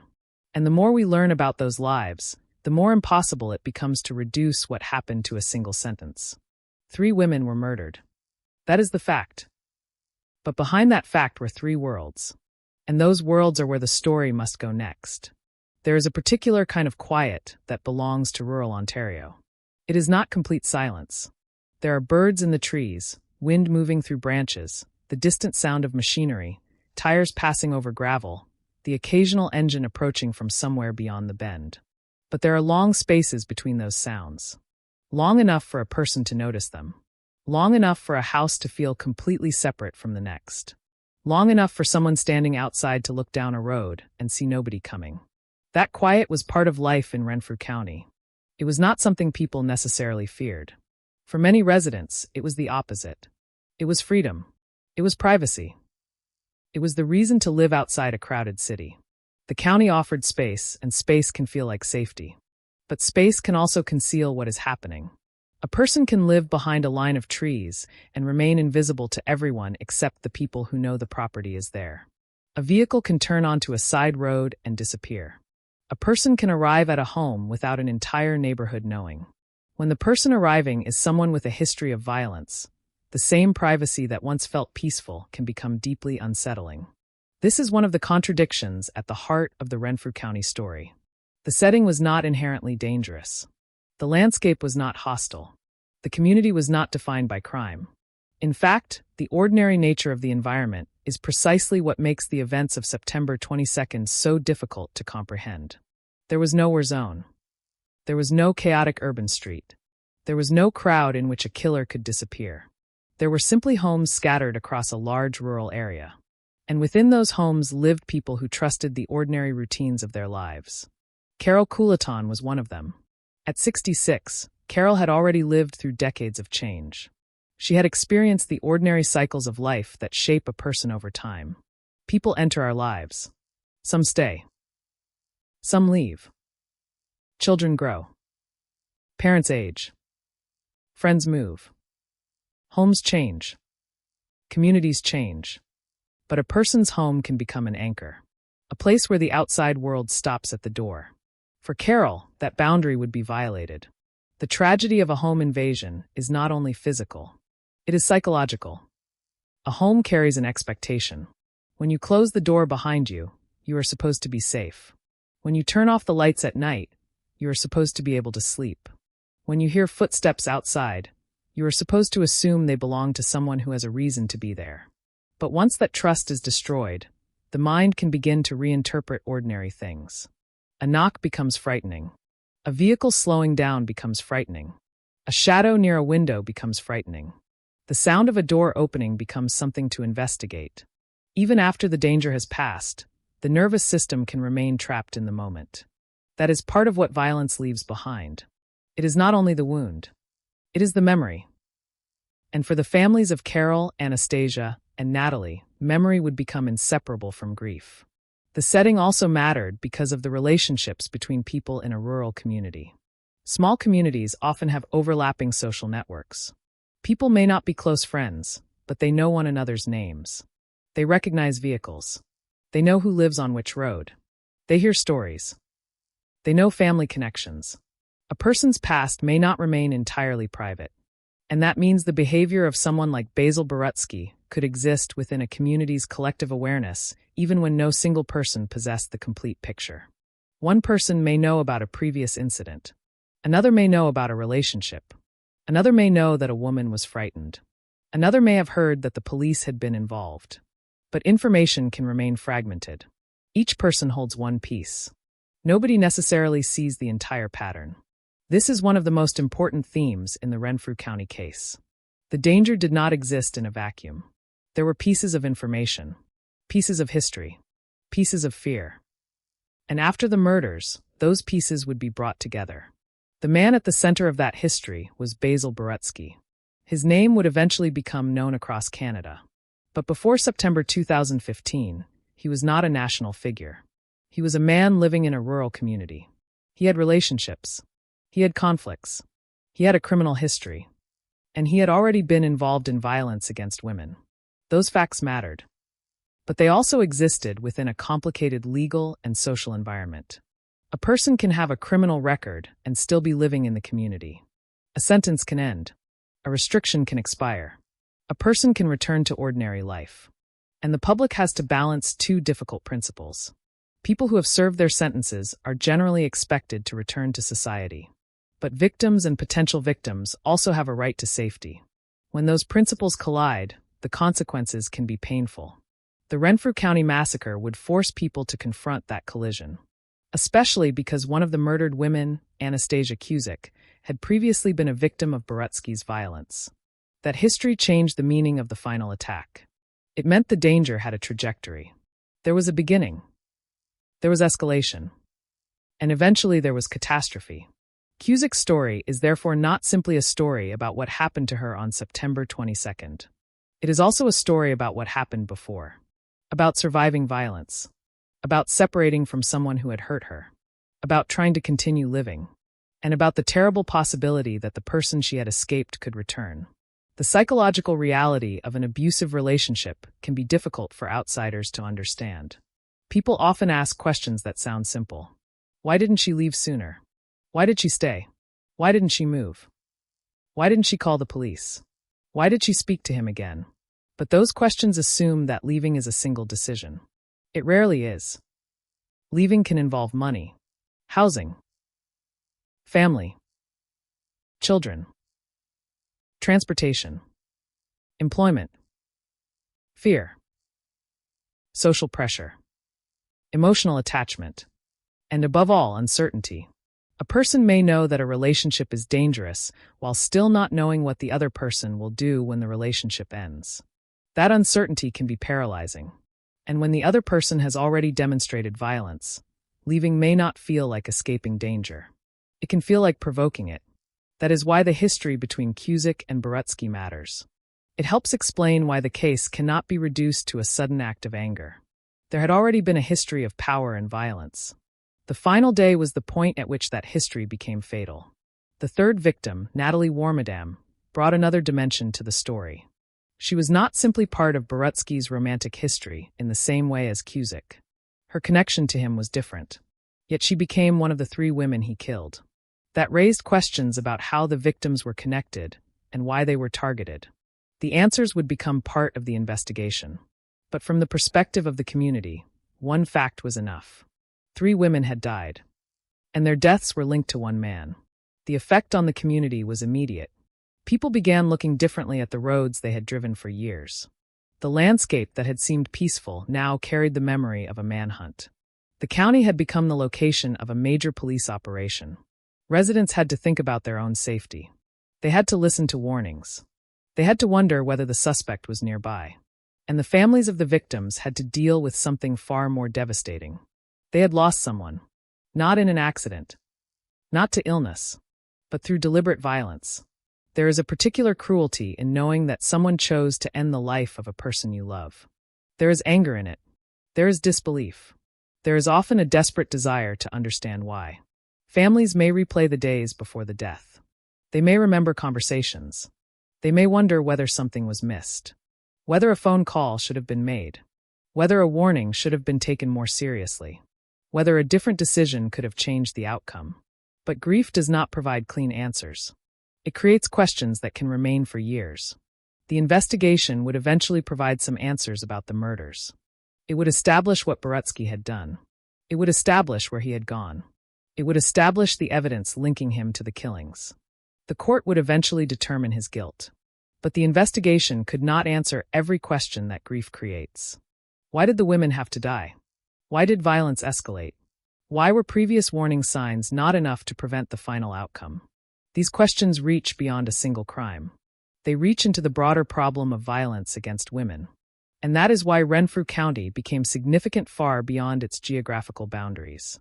The murders became part of conversations about intimate partner violence, stalking, coercive control, police response, risk assessment, and the protection of women after violent relationships end. The case demonstrated how a violent history can follow a person into future relationships. It also demonstrated how one person's actions can affect an entire community. But before those broader lessons could be discussed, investigators had to reconstruct what happened. They had to begin with the locations. The first home. The second. The third. They had to establish the sequence. They had to determine how Borutsky traveled between them. They had to examine evidence. They had to speak to witnesses. They had to locate the suspect. And they had to do all of this while the community remained afraid. This is where the physical landscape became critical. A rural investigation can be enormous. There may be long stretches of road to search. Fields. Forest. Side roads. Private properties.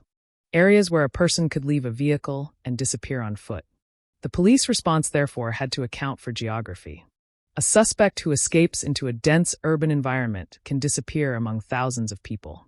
A suspect in rural Ontario faces a different landscape. There may be fewer people, but there are also vast areas in which someone can hide. The search becomes a question of movement.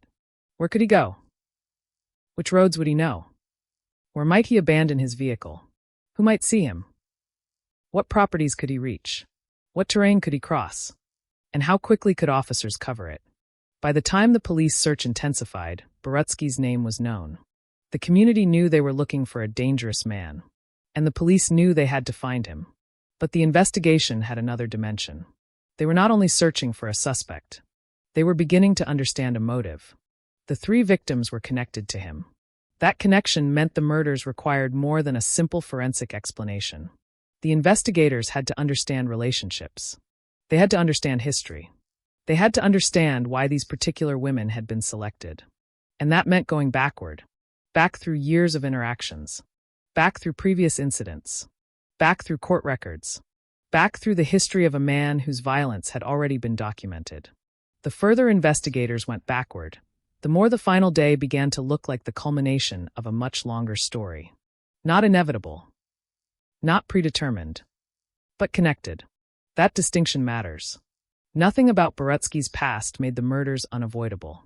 A history of violence does not mean a future murder must occur. But a history of violence is not irrelevant either. It is a risk factor. It is a warning. It is part of the context. And in this case, the context was impossible to ignore. The murders had transformed old records into new questions. Every previous incident was now examined under the shadow of 3 deaths. The community wanted to know whether the system had failed. Victim advocates wanted to know whether warning signs had been underestimated. Families wanted answers. And investigators needed facts. Not rumors. Not assumptions. Not theories. Facts. That would become the next stage of the story. But before the investigation could fully unfold, the lives of the 3 victims had to be understood. Because the more investigators learned about them, the more obvious it became that these were not simply 3 names connected by a criminal case. They were 3 women whose lives had intersected with the same violent man in different ways. Carol Couleton, Anastasia Cusick, Natalie Warmadam. Each had a different relationship to him. Each had a different history. Each had a different place in the community. And each had people who expected to see them alive after September 22nd. That expectation is one of the quietest tragedies in any murder case. Someone expects a person to come home. They expect a phone call. They expect another conversation. They expect another birthday. They expect another ordinary day. Then suddenly there is no next day. The world continues. But one person's future has been removed from it. Renfrew County would carry that loss. And the country would eventually learn the names of the 3 women. But to understand why their deaths mattered, we must go beyond the fact that they were victims. We must see them as people. We must enter their histories. We must understand the lives that existed before the murders. Only then can we fully understand what was taken. And only then can we begin to understand the full weight of what happened on that September morning. By the time September 22nd, 2015 arrived, Basil Borutsky was not an unknown man. His name had already appeared in the records of the justice system. There had already been violence. There had already been women who had experienced him at his most dangerous. There had already been a relationship with Anastasia Cusick that had ended in violence and criminal proceedings. And there had already been a period in which Borutsky was removed from the community because of his offending. Yet years later, when 3 women were dead, the question that remained was painfully simple. How could a history that contains so many warning signs end in 3 murders? There is a temptation to look backward and imagine that the ending should have been obvious. Once we know what happened, every earlier event seems to glow with significance. A threat is no longer just a threat. An act of violence is no longer just another criminal offense. A breakup is no longer merely a breakup. A man returning to the community is no longer simply a former offender beginning another chapter. Everything becomes part of a pattern. But people living through those moments do not have the privilege of knowing the ending. They see fragments. They hear pieces. They make decisions with incomplete information. That is what makes the warning signs so difficult to understand. A warning sign is rarely a flashing red light. Often, it is a small change in someone's behavior. A boundary crossed. A threat made. An unwanted appearance. A relationship becoming controlling. A person's anger becoming more intense. A victim becoming more afraid. Each individual event may seem manageable. But over time, the pieces can form a picture. And in Renfrew County, that picture had been developing for years. Basil Borutsky had a documented history of violence against women. He had been convicted of violent offenses. He had spent time in prison. One of the women he had previously assaulted was Anastasia Cusick. That fact is difficult to separate from the events of September 22nd. Because Cusick was not simply one of 3 women who happened to be killed by the same offender. She was someone who had already survived his violence. She had already experienced what he could do. And the relationship between them had already ended. The ending of that relationship should have meant separation. Instead, the history continued. This is an important distinction when examining violence within intimate relationships. The end of a relationship is often treated as the end of the story. But for an abusive person, the end may become the beginning of another phase. The abuser may lose physical access. He may lose emotional influence. He may lose the ability to control daily decisions. And that loss can produce anger. For the victim, separation may represent freedom. For the abuser, it can represent defeat. The two people can leave the same relationship carrying completely different meanings. The victim thinks, I am finally free. The abuser thinks, you took something from me. That difference can become dangerous. Again, this does not mean every abusive person becomes a killer. It does not mean every breakup leads to violence. But when violence already exists, separation is a critical moment. The past does not disappear merely because the relationship has ended. And in Borutsky's case, the past was already marked by violence. The criminal justice system had dealt with previous offenses. But justice systems work through specific cases, specific charges, specific evidence, and specific sentences. They do not possess a crystal ball. A judge can impose a sentence. A court can impose conditions. Police can respond to reported incidents. But none of these mechanisms can guarantee that a person will never become violent again. That is one of the hardest realities in preventing violent crime. The goal is not simply to punish what has already happened. It is to prevent what might happen next. And predicting the future behavior of an individual is extraordinarily difficult. Some offenders stop. Some continue. Some escalate. Some appear to change and later relapse into violence. The challenge for authorities is deciding where the risk lies. The challenge for victims is far more personal. They have to live with the uncertainty. They may know the person who threatens them. They may know his temper. They may know what he has done before. They may also know that he is capable of appearing calm. That contradiction can make danger difficult for outsiders to understand. A violent person does not have to look violent every moment. He can have ordinary conversations. He can drive. He can shop. He can speak politely to someone. He can appear completely unremarkable. And then behind closed doors, the behavior can change. This is why the idea of a visibly monstrous killer can be misleading. Most people who commit terrible acts do not walk around announcing what they intend to do. They can live among others. They can have histories. They can form relationships. They can be known as difficult, angry, unstable, threatening, or simply unpleasant. But none of those descriptions alone tells you exactly what will happen next. That ambiguity is one reason the warning signs can remain hidden in plain sight. In the years before the massacre, Borutsky's history was already known. Yet the final violence still came. For investigators after September 22nd, this created an enormous challenge. They had to reconstruct not only the murders but the trajectory that led to them. Where did the violence begin? What changed after his earlier convictions? What happened after he returned to the community? What was happening in his relationships? What did the victims know? What did their families know? What did authorities know? What information existed in police files? What information existed in court records? And perhaps most importantly, what information was never connected?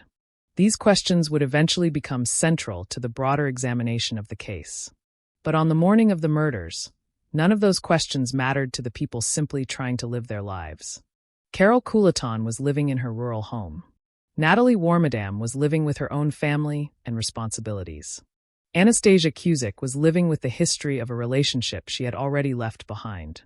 None of them were preparing for a massacre. None of them knew that the man who had previously been part of their lives was about to become the center of a police emergency. That is why the setting matters. In a city, a person can sometimes disappear into a crowd. In rural Ontario, a person can disappear into distance. The difference is subtle but important. The land is open in some places and dense in others. Roads connect isolated homes. Properties can be large. There may be long stretches without witnesses.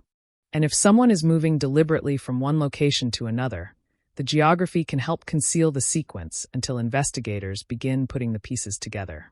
On September 22nd, the police would eventually have to do exactly that.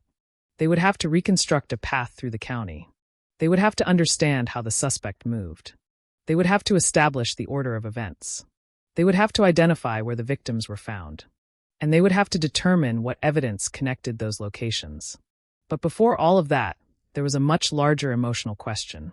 What did the 3 women experience in the hours before their deaths? We know the final outcome. They did not. That difference is devastating.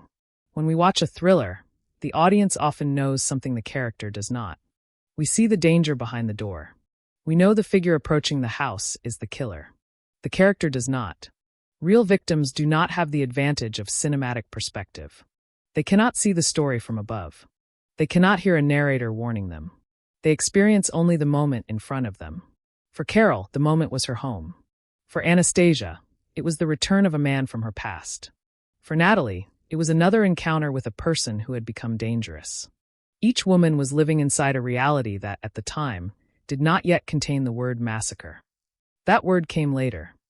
After the bodies were found. After police connected the cases. After the suspect was identified. After the community understood that 3 women had been killed. Only then did the individual incidents become one story. And that is how investigations often work. The truth exists before anyone understands it. The evidence is already there. The facts are already there. But the pattern has not yet been recognized. A detective finds one piece. Another piece appears. A witness remembers something. A record is located. A vehicle is identified. A relationship becomes relevant. And gradually, separate facts begin to point in the same direction. In the Renfrew County case, the direction led back to Basil Borutsky. His past was no longer background information. It became central evidence. His relationship with Cusick was no longer simply a personal history. It became part of the explanation for why she was targeted. His previous convictions were no longer merely old cases. They became part of the story of escalation. And his movements on September 22nd became the immediate focus of the investigation. But one of the most important lessons from the case lies in resisting the urge to turn hindsight into certainty. It would be easy to say that the murders could obviously have been predicted. It would be equally easy to say that nothing could have been done. Neither conclusion is satisfying. The truth is more complicated. There were warning signs. There was a history of violence. There were opportunities for intervention. But whether any particular intervention would have prevented the murders is something no one can prove with certainty. That uncertainty should not erase the warning signs. Nor should it be used to assign blame to the victims. Victims are not responsible for the violence committed against them. They do not cause abuse by staying. They do not cause violence by leaving. They do not cause murder by failing to predict the mind of the person who attacks them. The responsibility belongs to the person who chooses violence. In the Renfrew County massacre, that responsibility would eventually be established in court. But before the court, there was a community trying to understand what had happened. There were families waiting for information. There were officers moving from scene to scene. There were investigators attempting to reconstruct the movements of a dangerous suspect. And there was a manhunt unfolding across rural Ontario. By then, the ordinary landscape had changed. The roads felt different. The homes felt different. The community had been forced into a state of alert. People looked at unfamiliar vehicles. They listened for updates. They watched police activity. They wondered whether the suspect might be nearby. The police knew something the public desperately wanted to know. They knew that the suspect was still at large. That meant the story had not yet reached its most dangerous point. 3 women had already died. But the man believed responsible was still moving. The search would continue until officers found him. And when they did, the immediate crisis would end. But the deeper questions would remain. Why had this happened? Why had 3 women become targets? Why had a man with a history of violence been able to reach them? And what could be learned from the case? Those questions would eventually become part of the legacy of Renfrew County. But first came justice. Before there could be a trial, there had to be an arrest. Before there could be an arrest, there had to be a search. And before the search could be understood, investigators had to reconstruct the final movements of 3 women whose lives had been cut short. That reconstruction would begin with the homes. The places where each woman had expected to be safe. The places where ordinary life had been interrupted. The places where investigators would find the first physical evidence. And the places where families would later have to confront the reality that their loved ones would never walk through those doors again. The county remained quiet. The trees continued to stand. The roads remained where they had always been. But the meaning of those places had changed forever. A home could become a crime scene in seconds. A relationship could become a source of danger long after it ended. A history could become a warning only after the worst had happened. And a peaceful morning could become one of the darkest days in the history of the community. September 22nd was approaching its most terrible hours. The warning signs had existed. The history had existed. The relationships had existed. Now the violence was beginning. And once it began, it would move quickly. 3 women. 3 locations. 1 man. 1 day. And a chain of events that would force Renfrew County to confront not only what had happened, but everything that had happened before. The next chapter of the story begins when the ordinary morning finally breaks apart. That is the moment when the landscape stops being merely a setting. It becomes a crime scene. Before Carol Coulaton became the first name in a list of 3 murdered women, she was a person whose life had nothing to do with the word massacre. She was 66 years old. That number matters, not because age defines a person, but because it reminds us how much life can exist behind a single name. 66 years means decades of memories. Places lived. People loved. People lost. Decisions made. Mistakes survived. Lessons learned. Ordinary mornings that seemed insignificant at the time, but later became precious because they belonged to a life that could never be repeated. When a person becomes the victim of a violent crime, the public often encounters them in reverse. First comes the death. Then comes the investigation. Then comes the photograph. Then the age. Then the relationship to the accused. Only afterward do we begin asking who that person actually was. For Carol Coulaton, that reversal is especially important, because on September 22nd, 2015, she did not wake up as the first victim of the Renfrew County massacre. She woke up as Carol, a woman living her life in rural Ontario, a woman with her own routines and her own private world, a woman whose home was supposed to be a place where the outside world could be kept at a distance. The landscape around her was familiar. The roads were familiar. The quiet was familiar. And the ordinary nature of the morning was part of what made what followed so difficult to comprehend. Carol's death was not the opening scene of some elaborate criminal drama in her own mind.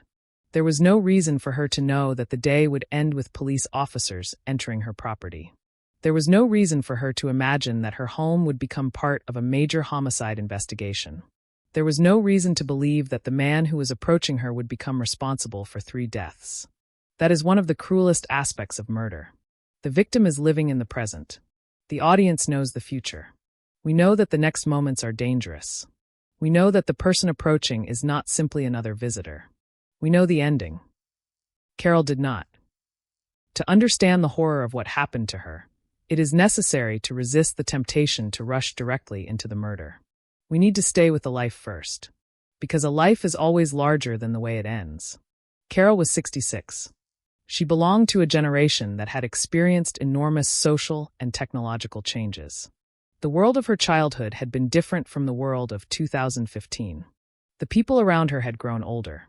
Some had disappeared from her life. Others had remained. There were likely memories attached to places that younger people would never understand. That is one of the quiet realities of growing older in a rural community. The landscape becomes a kind of personal archive. A road is not simply a road. It is the road you took years ago. A town is not simply a collection of buildings. It is where something happened. A house is not simply a structure. It contains pieces of your history. And when violence takes place inside such a home, the crime does not simply destroy a person. It contaminates a place with memory. After Carol's death, the property where she lived would no longer be remembered only as her home. It would become a crime scene. Investigators would enter it. Evidence would be photographed. Questions would be asked. People would examine the movements of someone who had crossed the threshold. The private space of her life would become part of the public record. That transition is one of the most painful consequences of homicide. The victim loses control over the story. Other people begin telling it. Police describe what they found. Prosecutors describe what happened. Defense lawyers challenge evidence. Journalists report details. Courtrooms discuss the victim in the language of evidence. And the person herself can slowly disappear beneath the machinery of the case. That is why remembering Carol as a person is not sentimental decoration. It is necessary. She had a life before the crime. and that life mattered. The same is true of the other two women. But Carol's place in the sequence gave her death a particular significance. She was the first. Her murder set the chain of events into motion.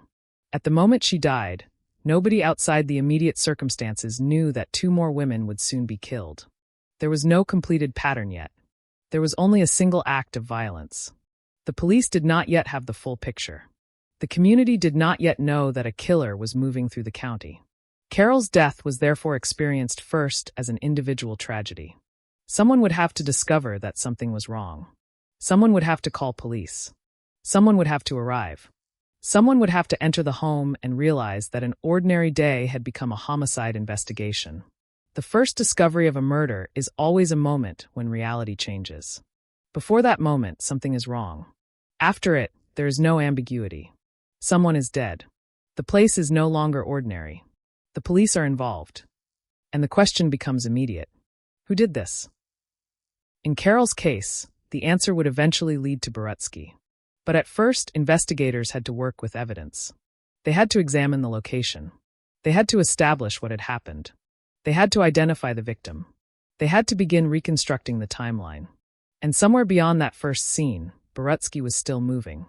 That is what makes the sequence so frightening. Carol's murder did not end with her death.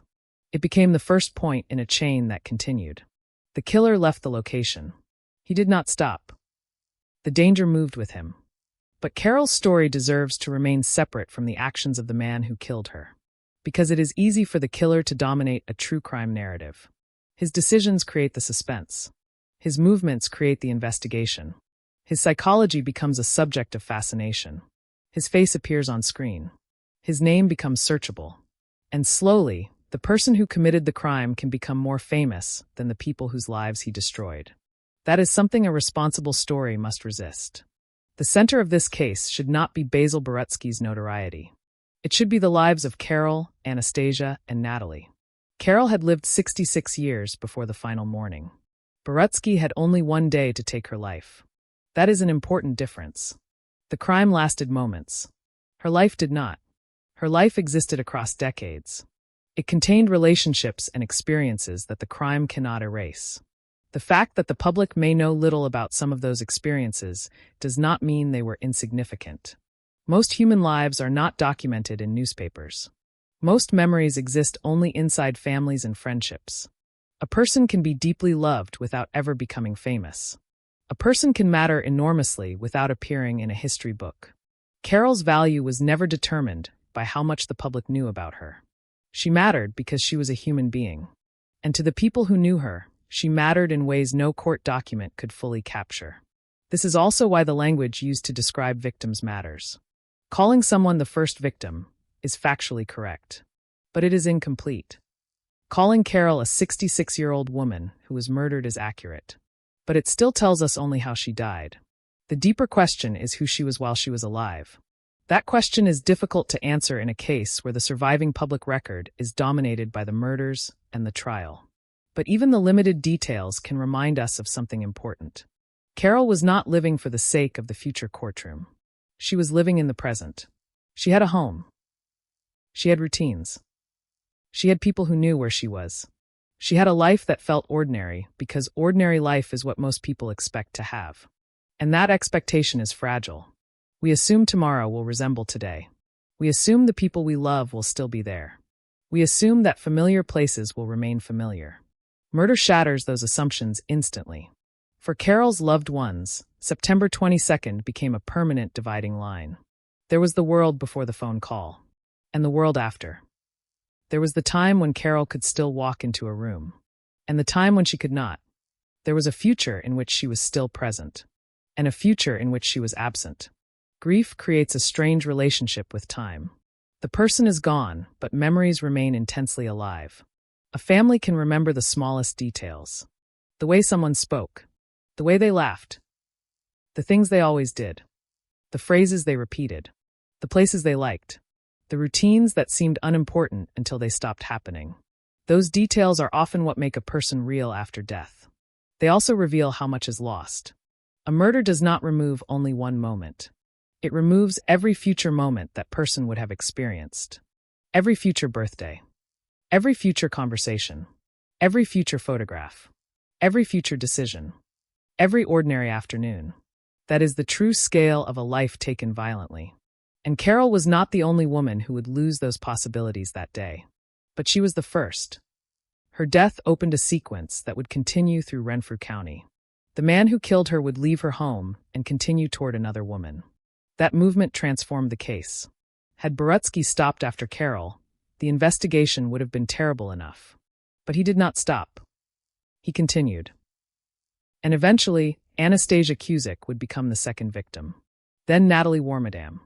3 women. 3 lives. 3 families. And 1 killer moving through the same rural landscape. But before we follow that movement, it is worth staying with Carol for another moment. Because the first victim can easily become the least understood. Once the full massacre is known, the first death becomes merely the beginning of a sequence. But Carol did not experience herself as the beginning. She experienced herself as a person living one ordinary day. She did not know what role history would assign her. She did not know that investigators would later place her death first on a timeline. She did not know that journalists would describe her as one of 3 victims. She did not know that the date September 22nd would become associated with her name. She simply lived. And then someone chose to end her life. That sentence contains the essential truth. Not because it explains everything, but because it assigns responsibility where it belongs. Carol did not cause the crime. Her age did not cause it. Her home did not cause it. Her existence did not cause it. The violence was the result of another person's choices. That distinction becomes even more important when examining the other victims. Anastasia's history with Borutsky, Natalie's connection to him, the circumstances that brought all 3 women into his path. There will always be questions about motive. There will always be attempts to understand why. But motive is not blame. A killer may have a reason in his own mind. That reason does not become a justification. And no explanation can transform the victim into the cause. The responsibility remains with the person who chooses to use violence. That is one of the principles that must remain at the center of this story. Because true crime can sometimes become fascinated with the offender's psychology. Why did he do it? What was he thinking? What made him angry? What did he want? Those questions can be important. But there is another question that deserves equal attention. What did the victims lose? For Carol, the answer is everything that would have come after 66. The next morning. The next season. The next family gathering. The next ordinary day. Every future moment that seemed guaranteed until it wasn't. The tragedy of Renfrew County is therefore larger than the violence of one morning. It is the disappearance of 3 futures. 3 women who should have continued living. 3 families who should have continued making memories with them. And a community that should never have had to learn their names through a massacre. The investigation would eventually move forward. Police would connect the deaths. Borutsky would be identified as the suspect. The manhunt would begin. But for Carol's family, none of those later developments could change the fundamental reality. Carol was gone. The house that had been part of her life had become the scene of her death. And the morning that had begun like any other had become the last morning of her life. Her story does not need to be made larger than it was. It needs to be remembered accurately. She was not created by the crime. She existed before it. She had 66 years before the final day. The murderer took her future. He did not define her entire life. And that is where we must leave Carol for a moment. Because the story now moves to a woman whose connection to the killer was different. A woman who had already survived his violence. A woman who had already walked away from a relationship with him. A woman whose history would make her death especially painful to understand. Her name was Anastasia Cusick. She was 36 years old. And unlike Carol, she already knew exactly who Basil Borutsky was. That knowledge would become one of the darkest elements of the story. Because sometimes the most frightening person is not the stranger you have never met. It is the person whose history you already know. And on September 22nd, 2015, that history came back to Anastasia's door. Anastasia Cusick was 36 years old. To understand the particular tragedy of her death, we have to begin with one fact that separates her story from Carol Couleton's. Anastasia already knew Basil Borutsky. She had known him personally. There had been a relationship between them. and that relationship had already become violent. This was not the story of a stranger appearing suddenly in a woman's life. It was the story of a past that refused to remain in the past. Anastasia, known to many as Annie, was still young. 36 is an age at which life is often still being built rather than remembered. There are plans that have not yet happened, places still to visit, relationships still changing, possibilities that have not yet revealed themselves. The future is usually treated as something open. But for someone who has experienced domestic violence, the future can become much less certain. There can be a period when ordinary life begins to revolve around safety. Not necessarily in dramatic ways. Sometimes it is simply knowing which places to avoid, knowing who might appear, knowing what a certain vehicle looks like, knowing what a particular phone call means, knowing that someone who once loved you can also hurt you. And when the person is an intimate partner or former partner, fear becomes complicated by memory. The victim does not know only the person's public face. She may know how he behaves when angry. She may know how quickly his mood can change. She may know what he says when he feels rejected. She may know how he reacts when he loses control. That knowledge can be both intimate and terrifying. Anastasia had already experienced that side of Borutsky. Before the massacre, he had been convicted in connection with violence against women, including violence against Cusick. That history matters because it establishes something that hindsight cannot create. The danger had existed before September 22nd. The relationship had already crossed the line from conflict into violence. The legal system had already become involved.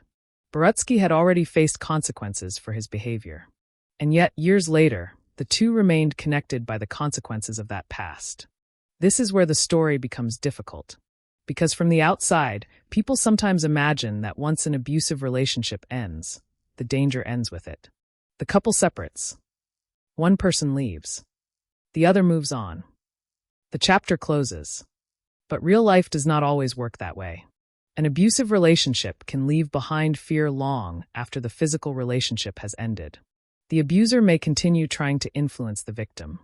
The victim may continue anticipating his reactions. Friends and family may continue worrying. And the legal system may continue dealing with the consequences. For Anastasia, the relationship with Borutsky had already taught her that his anger could become physical. That knowledge would have been impossible to forget. Yet life has a way of forcing people to continue. Bills still need to be paid. Work continues. Families need attention. Friends remain friends. Appointments happen. People wake up and make coffee. They drive to town. They go to the grocery store. They laugh. They complain about ordinary things. They make plans. The human mind has a remarkable capacity to continue living even after something frightening has happened. That does not mean the fear disappears. It means people learn to carry it. And Anastasia continued living. She was more than her relationship with Borutsky. That point is essential. When a woman is murdered by a former partner, the relationship with the killer can easily consume the entire public narrative. News reports describe her as his former girlfriend. The trial discusses their history. Investigators reconstruct their interactions. The offender's behavior becomes the center of attention. But Anastasia had an identity independent of him. She was a daughter, a friend, a person known in her community. She had her own routines, her own relationships, her own memories, her own future. Borutsky did not create her life. He entered it, and later he ended it. Those are two very different things. The relationship may have been part of her story, but it was not the whole story. That distinction becomes especially important when discussing victims of domestic violence. An abusive partner can gradually make himself the center of the victim's world. Everything begins to revolve around his moods, his expectations, his jealousy, his demands, his anger. The victim's decisions become reactions to him. What will keep him calm?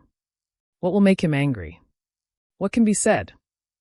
What cannot be said? Who can be contacted? Where can she go? The person being controlled may begin to organize her life around avoiding conflict. From the outside, that behavior can look irrational. From inside the relationship, it can be survival. Anastasia had already survived the violence once.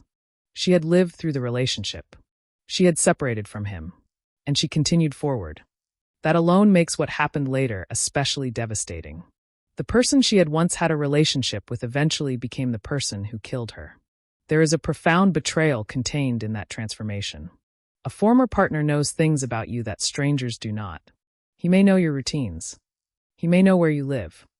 He may know people you care about. He may know what frightens you. He may know how to enter your emotional world. That familiarity can become dangerous when combined with resentment and a history of violence. It is one reason former partners can remain a serious concern after separation. The relationship has ended emotionally for one person, but the other person may refuse to accept that ending. And when control is central to the relationship, separation itself can be interpreted as an act of defiance. That is the psychological terrain in which Anastasia's story unfolded. But there is something important to avoid. It would be easy to describe her only through fear. To turn her into a woman constantly waiting for something terrible to happen. That would also erase part of her life. People who experience violence do not stop being people. They continue to laugh. They continue to make plans. They continue to hope. They can be resilient. They can be stubborn. They can be optimistic. They can be exhausted. They can be angry. They can love their families. They can have good days. They can believe that the worst is behind them. And perhaps that is one of the most painful elements of the story. Anastasia had a life beyond Boretsky. She was not permanently frozen in the moment of her past abuse. She had moved forward. She had survived. And then the past returned in the most violent possible way. September 22nd, 2015 was not a symbolic date when the day began. It was simply a Tuesday in September. The seasons were changing. The landscape around Renfrew County was moving toward autumn.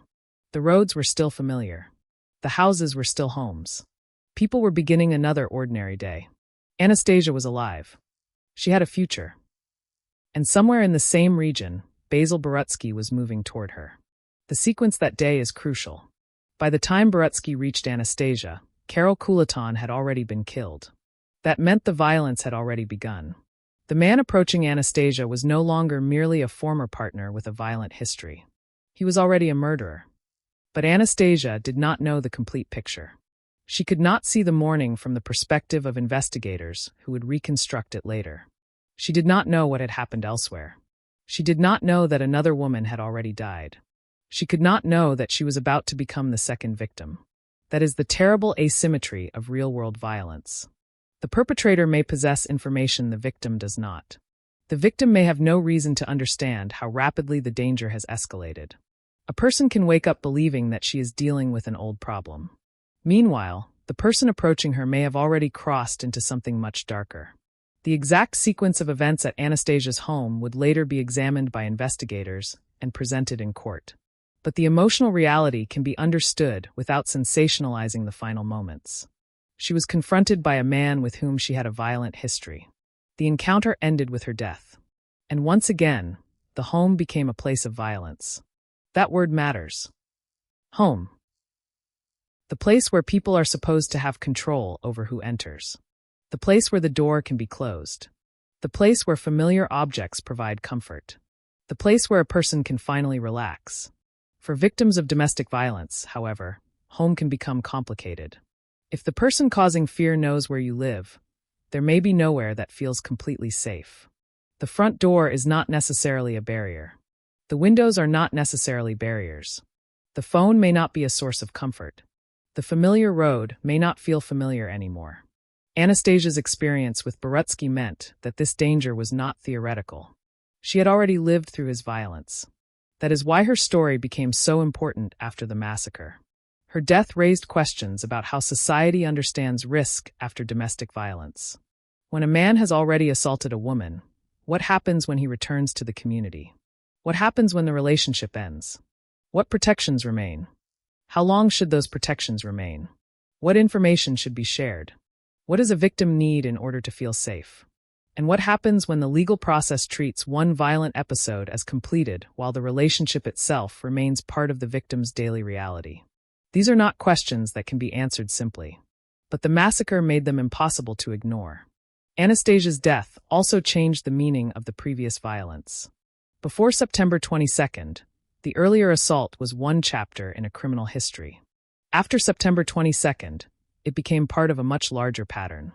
That does not mean the earlier incident automatically predicted murder. It means that the earlier violence had to be taken seriously. Violence rarely exists as a single isolated event. In many abusive relationships, there can be a progression. Insults, threats, intimidation, control, physical violence, separation, harassment, escalation. Not every relationship follows this path, but when violence is already present, each new incident can increase concern. Anastasia had already crossed that threshold with Borutsky. She was not simply dealing with an unpleasant ex. She had been a victim of his violence, and yet she continued living in the same broad community. That fact is central to understanding the limitations victims face.